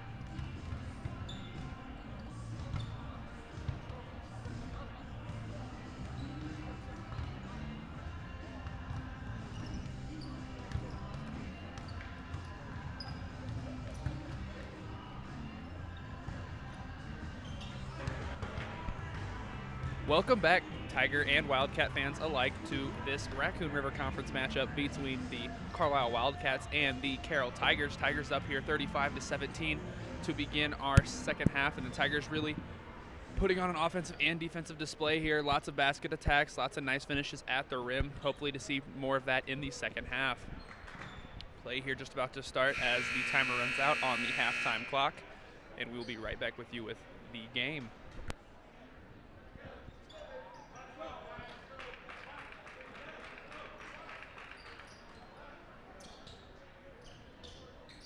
Position arrow pointing towards the Wildcats bench, so they will start out with it here in the second half as Osterhaus will inbound from the sideline. He will inbound to Sobiskota. Again, excuse me if I'm butchering that name there. Just trying to sound it out the best I can. Osterhaus with it on the far side, kind of around the elbow there. We'll kick it to Sobiskota at the top of the key and kick back to Osterhaus now. Osterhaus now on the Carlisle offense, just kind of trying to move it around. Sobiskota here kind of trapped there by Colby Christensen. Not really doing much with the ball, not a lot of movement as Osterhaus there trying to make something happen. Colby Christensen gonna steal his pass and go up strong at the rim, get the foul. No bucket, 2 free throws for Colby Christensen at the rim. Like we said earlier, roughly 67% free throw shooter this year, but right around the 83, 84 mark last year. So very good free throw shooter is Colby Christensen. Attempted 2 free throws earlier in the game, knocked them both down. As you see those free throws continuing to fall here for Colby Christensen. Mentioned it before, knows he can shoot better, and I believe that number again will continue to rise throughout the rest of the season here. As Christensen puts up the second free throw, up and good. 4 for 4 on free throws on the night for Colby Christensen. He's got 6. Osterhaus here in the trap by Nick Mackey and Torrey Feldman. He's going to get out of it and find Sobiskota now, excuse me, up top to Peterson, and now, actually, excuse me, down low to Peterson. It was Whistler who went up top. Peterson's 2 attempts up, no good, as there's a tie-up down low between Dunn and Christensen. And a possession arrow pointing towards the Tigers as Christensen gives the Tigers back the ball here. Booth will bring it up the floor here for the Tigers as the Tigers get their offense set up. Goins with it now as he'll flow into the offense. Back to Caleb Booth here. Got Torrey Feldman in the high post. Looks to be a 2-3 zone maybe coming from the Wildcats, and I believe that's what it is. The Tigers shooting really going to come out 2-3 zones. As almost a little bit of a trap thing going on here. Nick Mackey stuck in the corner. Goings in the corner now. Tigers swinging around the perimeter, trying to find an opening, trying to use their speed and athleticism as a team to get a bucket.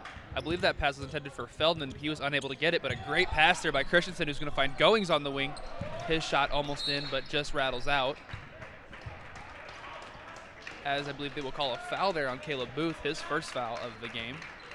Again, the Tigers just right around 38% from beyond the arc. Can let it fly, can knock down the shots. I'd be very surprised here if we don't see some attempts from behind the arc here for the Tigers, especially with the Wildcats now in that 2-3 zone. The best way to get out of a 2-3 zone is to shoot your way out of it. Again, the 2-3 zone used to cover up the paint a little bit more. We'll look to see how the Tigers offense compares to that as Dunn goes up strong. Shot is up, no good, but a foul called. That'll go against Torrey Feldman as Carson Dunn will head to the line for a pair of free throws. Feldman with his second foul of the night. Dunn a 57.1% free throw shooter on the years. The first one is up and good.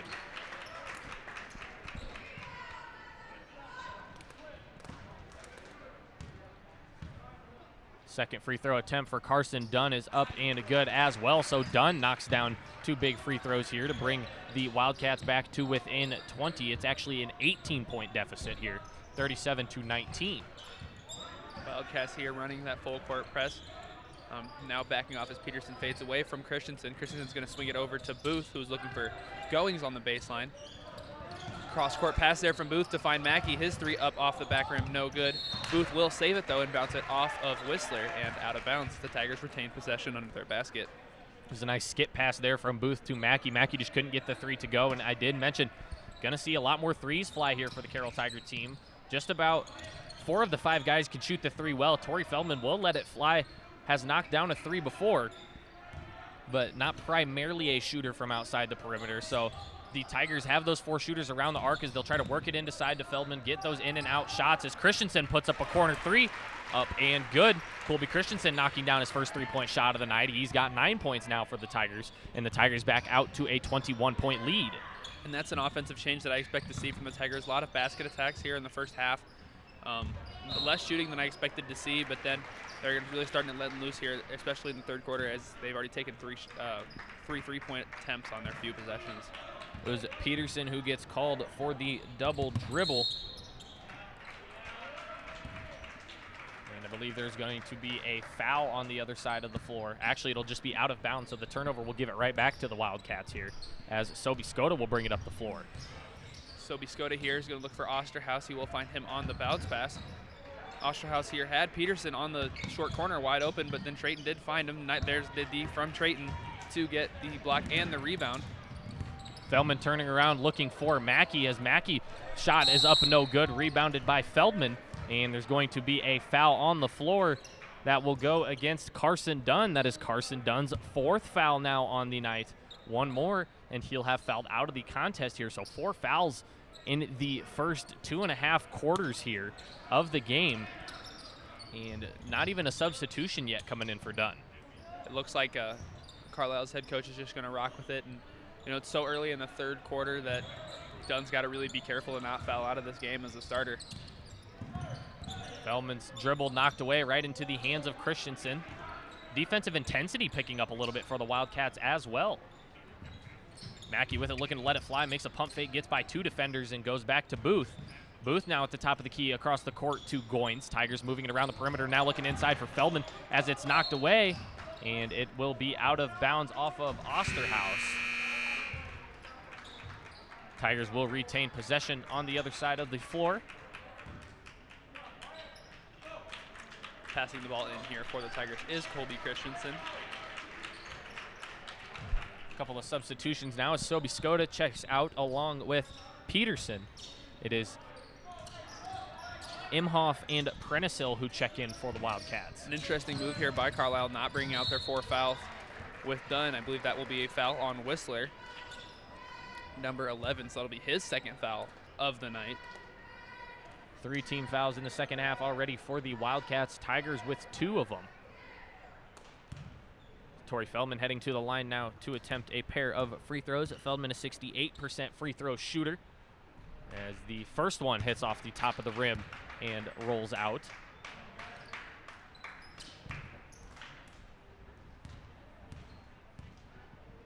Second shot for Torrey Feldman is up, and that one rattles around and falls through. Tigers here keeping up with the press with a 22-point lead. Osterhaus here almost stuck in the corner, but he finds his way out of it just past Nick Mackey. Osterhaus showing some speed, tries to find Imhoff, but he ends up finding Dunn under the basket, and Dunn has a nice move inside, and his shot will be up and good. See Dunn with a nice pump fake, get the defender to go up into the air, come back down, and make a controlled basket just as he did. Mackey will put up the 3, it's up no good. Osterhaus with the board. Cole Osterhaus looking to push the floor again here. We'll run right to the top of the key, go to Prentice-Hill. Prentice-Hill looking to go to work on Booth here. Booth playing some nice defense right in the face of Prentice-Hill. Will get tagged. For the 5-second call there, Prentice-Hill just kind of dribbling around the top of the key there, wasn't really going anywhere with it. Again, the rule is the ball handler must advance the ball and or pass it within 5 seconds. Otherwise, it will be called a violation and will be turned over to the other team, and that's exactly what we saw there with Prentice-Hill. So the turnover will give it back to the Tigers here. Kellen Jones is back into the matchup, as well as Caden Cook for the Tigers squad. Christensen here kind of stuck in the corner. He will get out of it. Looking for Jones on the baseline. Jones will get inside and get the easy bucket inside. Nice pass there from Christensen into Jones. Jones with a nice finish. That will be his 6th point on the night. Again, Kellen Jones, a nice basket attack along the baseline there. No help defense on the other side there. And Jones gets the basket to go, bringing the Tigers back to a 22-point lead here, 43-21. Whistler now with the ball for the Wildcats. Swings it over to Imhoff. The Wildcats here looking to run offense, looking for Prentice-Hill on the inside. He is not there. Some nice defense there by Booth as Whistler splits 2 defenders, finds Dunn on the nice inside pass, but Dunn's shot up no good. Rebound by Jones. Kellen Jones with it, looking to attack the middle of the floor now. Instead, going to kick it back to Booth. And over to Christensen. Christensen in the corner. The skip pass over to Mackey. And back to Caleb Booth at the top of the key. Booth the pump fake and the nice pass inside to Jones. Jones makes a nice play and gets the shot up, but they're going to call a charge there on Kellen Jones as Jones made that textbook post move, the one dribble, and kind of used the body to get into the paint, but the Wildcat defender, I'm not entirely sure who it was there, did a nice job of getting the feet set and absorbing the contact, as well as maybe playing it off a little bit and falling to the floor. But Jones is called with the charge. That'll be Kellen's second now. 3 team fouls apiece here in the second half. Cook here with the defense on Whistler on the wing. Prentice-Hill has the ball, loses it a little bit. Caleb Booth gets a little too excited, tries to go past him. Prentice-Hill with a nice drive, but his shot is up no good. So a couple nice attacks here by the Wildcats, but not ability for a shot to fall as Caleb Booth's 3 is up no good. Rebound almost by Caden Cook, but Matthews, I believe, It was Mitchell rather who came up with it, and Goins stole Mitchell's pass right from him and kicks it back in. Jones going to attempt the corner 3. Shot is up and good from Kellen Jones. We've seen him attempt it a couple times this season, hasn't knocked it down yet, but Jones lets it fly from the corner and knocks it down. He now matches Colby Christensen with 9 points here for the Tigers. Osterhaus there with a nice inside move, got Kurt Christensen to jump, but not the look he was looking for as Osterhaus takes a deep 3, his 3 up off the left side of the rim and no good. Saw him knock down one from about 30 feet, that one from the volleyball line there. Doesn't get it to go. It's Goins now who goes to Booth into the corner to Christensen. And the Tigers will move it around the arc. Nice crossover there by Booth. Just trying to get his defender off of his center of balance. Try to break him down a little bit. Christensen, the 3 off of Kellen Jones's feed, and his 3 is up and good. That's the second straight 3 there from Christensen. His point total goes into double digits and is now at 12. Colby Christensen knocking down a couple of big 3s here. I believe it's his second 3-pointer. Again, Christensen knows he can shoot the ball, struggles a little bit sometimes, but here he's been very in rhythm tonight and has stepped right into those shots and knocked them down. And the Wildcats going to have to get some hands up here along the perimeter because this Tiger team, once they get hot, they're easily one of the hardest teams to stop here in the state. Whistler there looking for Osterhaus, I believe, on the backdoor cut. However, Booth slapped it out of bounds. Couple of substitutions here for both teams as Christensen and Cook sit down and Fricky and Lingling check in. Booth with the defense here on Prentice-Hill.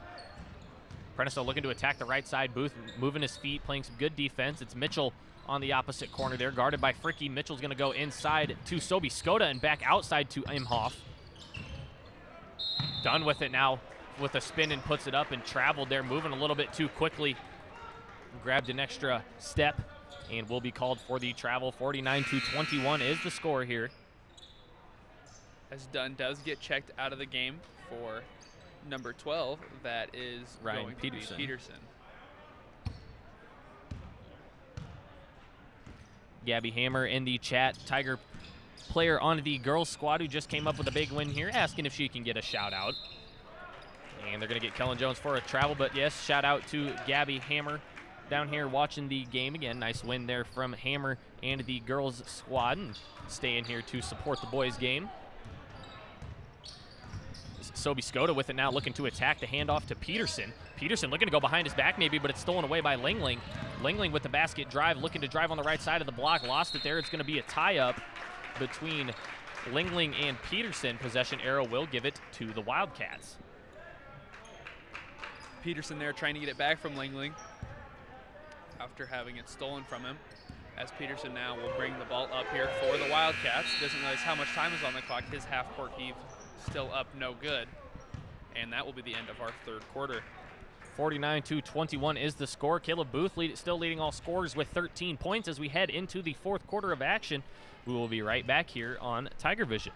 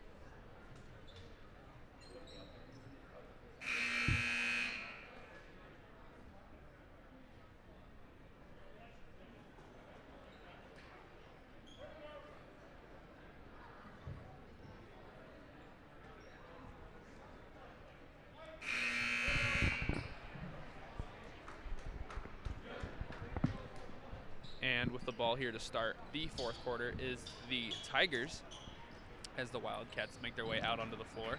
Got another entry into the chat here. We've got Chandra Wilson says, "Go Tigers." I've also got a personal shout out here from Colin Lister, former Carlisle Wildcat guard. Very good player here for the Wildcats. Again, an alumni from Carlisle, currently playing at Simpson College. So shout out to Colin Lister, who's tuned in for the game here. Again, your score 49-21 as we enter the fourth quarter. It is the Tigers with the ball here with their 5 starters in. Actually, the 3 starters, Feldman, Booth, and Goins in, but Lingling and Fricky filling up the other 2 spots. So Skoda here with the drive. His drive unsuccessful. He'll kick it out to Imhoff, who's getting some nice defense played on him by Caleb Booth. And that's something underrated about Booth. Everybody talks about his playmaking and his scoring ability, but he also is very good on the defensive side of the ball. Mitchell with the mid-range shot gets it to go. That's about his 3rd mid-range shot there. We see him set his feet and square up in that spot. Again, his 3rd time from around that same range, and has done very well at knocking that shot down. I believe he leads the Wildcats in scoring with 9 points. And Mitchell normally only a 2.5 to 3 points per game kind of guy, so here a little offensive spark here for the Wildcats. Lingling with a basket attack looking for Booth. He's going to be fouled on the floor prior to the shot there. Foul will go against Imhoff. That's his 2nd of the night. Is the 4th team foul for the Wildcats. Booth here looking to inbound, throws it over the top here to Feldman. Booth will get the ball back right around the half-court line. Nice little crossover move there on Skoda down to Fricky. Fricky's pass is a little bobbled down to Feldman. And Goings now with the inside drive. Fricky down low on the block, looking inside for Feldman. Feldman skies in to grab it, but it's knocked away by Mitchell. Mitchell will secure it and give it away to Prentisil. And now into the corner to Imhoff, and the Wildcats will slow it down a little bit here. Imhoff here with the drive. Nice inside move, splits the defenders, and his floater is up and good. Nice move there by Imhoff for his first bucket of the game.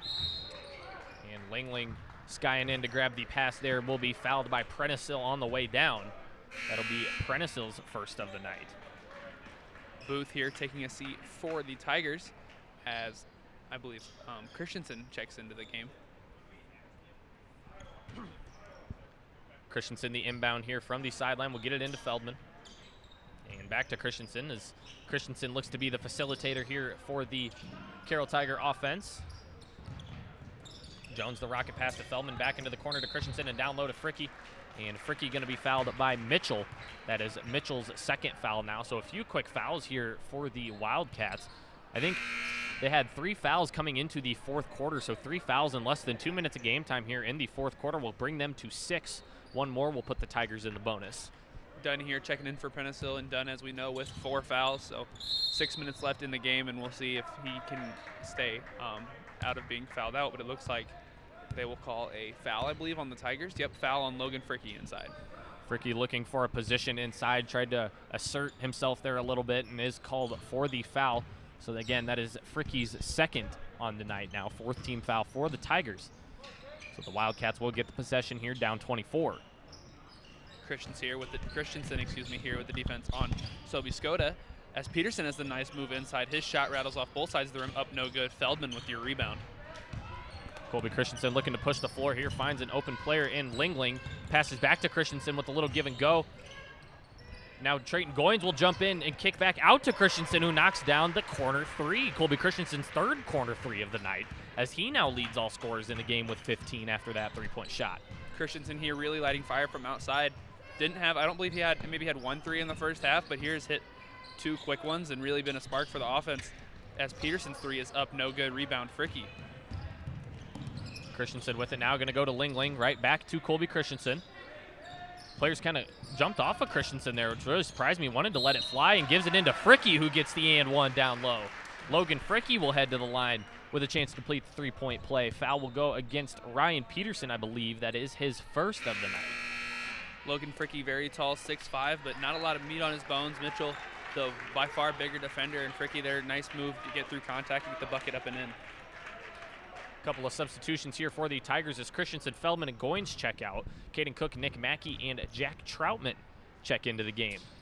3-point play for Fricky is up no good as it rattles out. Mackey here with some defense on Osterhaus. He'll kick it over to Imhoff on the wing. And the ball is lost there by Osterhaus, and he will let it go out of bounds and give the ball back to the Tigers. Again, it was hit off of his hand there, so if he would have grabbed it, it would have been a backcourt violation. So instead, just kind of letting it roll out of bounds. Tigers will now inbound from under the basket. It is senior Jack Troutman who will inbound. And Jack Troutman, maybe not a familiar face compared to some of these other guys. One of the seniors on the team works very hard. And Fricky gets a little travel there before the shot. But Jack Troutman, again, a guy that doesn't get a lot of minutes, but works hard in practice. He's a very hard worker. Was a big part of the football team earlier in this school year, but you always love to see, again, some of those guys that really don't get very much playing time get to come in and get some varsity experience. And again, Troutman actually didn't even go out for basketball last year and is able to come in, later into the game and get a couple good minutes here for the Tigers. And Jack, just an all-around great athlete. Few-year starter here on the baseball team, ran track, just a really all-around good athlete. Cook with it now, going to go to Troutman there along the baseline. Has it knocked away by Peterson, but is able to regain it. Out to Lingling now. Cook will go to Mackey. And Troutman now you see running the baseline here. Tigers here kind of passing the ball around. 4 minutes left here in this fourth quarter. Cook seemingly gets trapped inside, but he will find Lingling for the three, and Lingling's three is up and a good. Nice pass there from Caden Cook. And the Tigers lead extends to 57-25. Again, Lingling knocks the three-point down, his first field goal of the night here. 3 minutes and 45 seconds left to go as Osterhaus puts up a deep three-pointer. That one up no good. Rebound by Fricky, but it's knocked away, stolen away by Carson. And shot is up no good as well. I believe they're going to go for a foul inside. Will be against Carson Dunn, so that'll be his fifth. Dunn now fouled out of the matchup here. As the substitution comes in for him, it is C.J. Whistler who checks back in. Also a substitution here for the Tigers as Nick Mackey sits down and Emmanuel Gigolo checks in. Lingling will head the charge here for the Tigers offense. Into the corner now to Fricky. Gigolo will rotate around. Troutman looking inside for Cook, and Cook going back out to Lingling. Lingling gonna let it fly. It's up no good. Rebound to Fricky, who goes up nice and controlled and puts it back in. Logan Fricky now with 8 points, still getting some good minutes off the bench for the Tigers. Osterhaus here, playing defense by Jack Troutman. Jack Troutman, nice defense for him. Emmanuel Gigolo now on Peterson. Peterson will get fouled on the play, seemingly by Fricky, I believe. E-Man went up for the block, but it looked like Fricky got some interior contact on Peterson. The foul will be called on Fricky. That is Logan's third, so Ryan Peterson will head back to the line now for a pair. Fifth foul total on the Tigers here in the second half. Peterson knocking down the first one here. Second one for Peterson is up and good as well. Again, 59-27 is the score. Tigers leading by 32. Cook with it going into Fricky. Fricky nice and controlled up on the right side. It's up no good. Was rebounded by Whistler. Knocked out of bounds by Caden Cook, so the Wildcats will keep possession. Whistler here getting the ball into Osterhaus as he brings up the ball for the Wildcats. Whistler with it now, looking inside. He's going to drive baseline here. Jump pass out to Mitchell. Up top to Peterson. Now Peterson going to attack the left. Kicks to Imhoff. Imhoff looking to attack the basket. Puts up the right-hand floater. It's up no good. Lingling with the rebound. Lingling here on the counterattack for the Tigers. Nice little crossover there, and he will get fouled on the drive by Imhoff. That is the 9th foul for Carlisle, so that will drive him to the line, as it looks like it will have a full platoon swap, for the Wildcats, as we see a few new faces check in. I believe these are all new faces, actually, and we will try to get names to you. Zach Dirks checks into the matchup here for the Tigers. Again, Lingling, a 40% free throw shooter off of minimal attempts, just 2 of 5. Puts up the first one, and it's up and good. It was a 1-and-1 opportunity, so he'll get another shot here.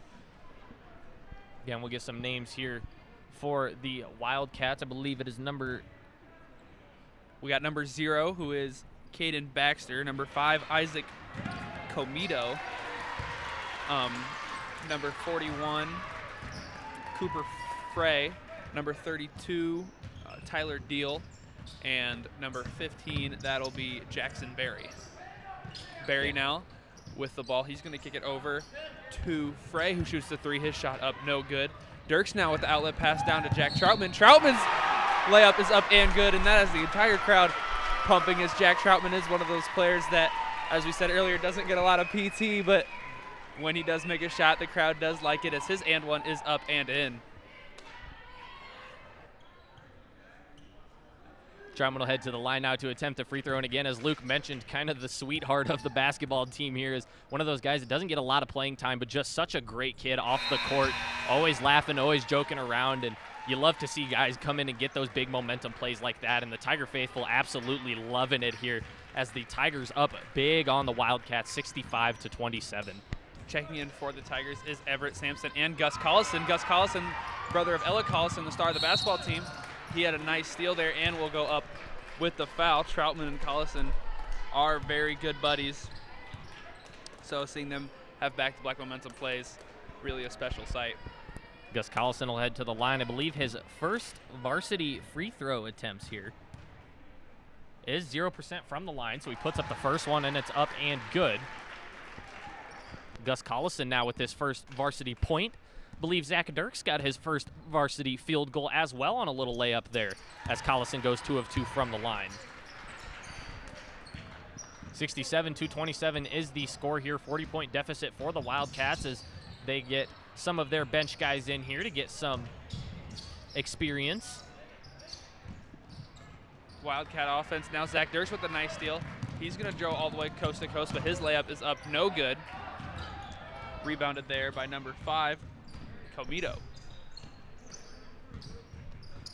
Pass into the corner now to Deal.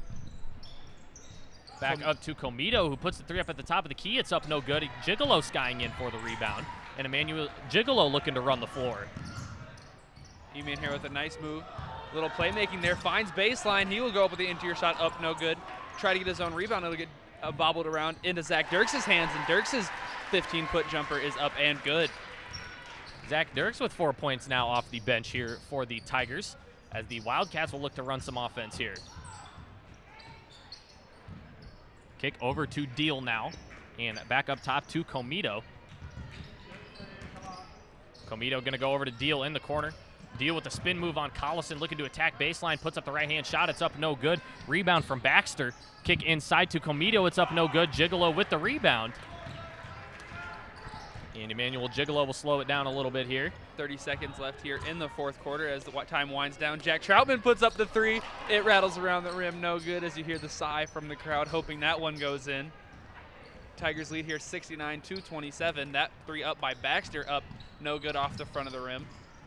Rebounded there by Frey.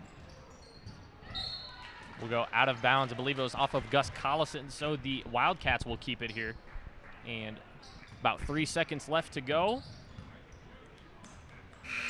And that'll do it for us here tonight. The Tigers with a huge win here over the Wildcats, 69-27. Colby Christensen led the Tigers in scoring with 15 points. Caleb Booth also contributed nicely with 13 points. As we end this one here tonight, Tigers move to remain perfect 10-0 on the season, as the Wildcats will fall to 1-8 on the year, I believe. Again, we just want to thank you for coming out and joining us here tonight. So the Tigers sweep the Wildcats in a varsity Raccoon River Conference doubleheader. For me and my broadcast partner, Luke Woosley. Special thank you out to Tiger Vision for letting me come up here and do this again. It was nice to come back, and I hope everybody has a great night. Again, for everyone here at Tiger Vision, especially for the guys down in the control room who really do all the hard work behind the scenes. And I just come up here, and today it was with Luke. We just kind of come up here and sound pretty, talk about the game, but it's really those guys who put it all together for us. So a huge shout out to those guys, as well as Mrs. Chelsea Beeson, really the head of everything we do here at Tiger Vision. So again, a big shout out to everyone there. And for us here at Tiger Vision, I want to tell you guys good night and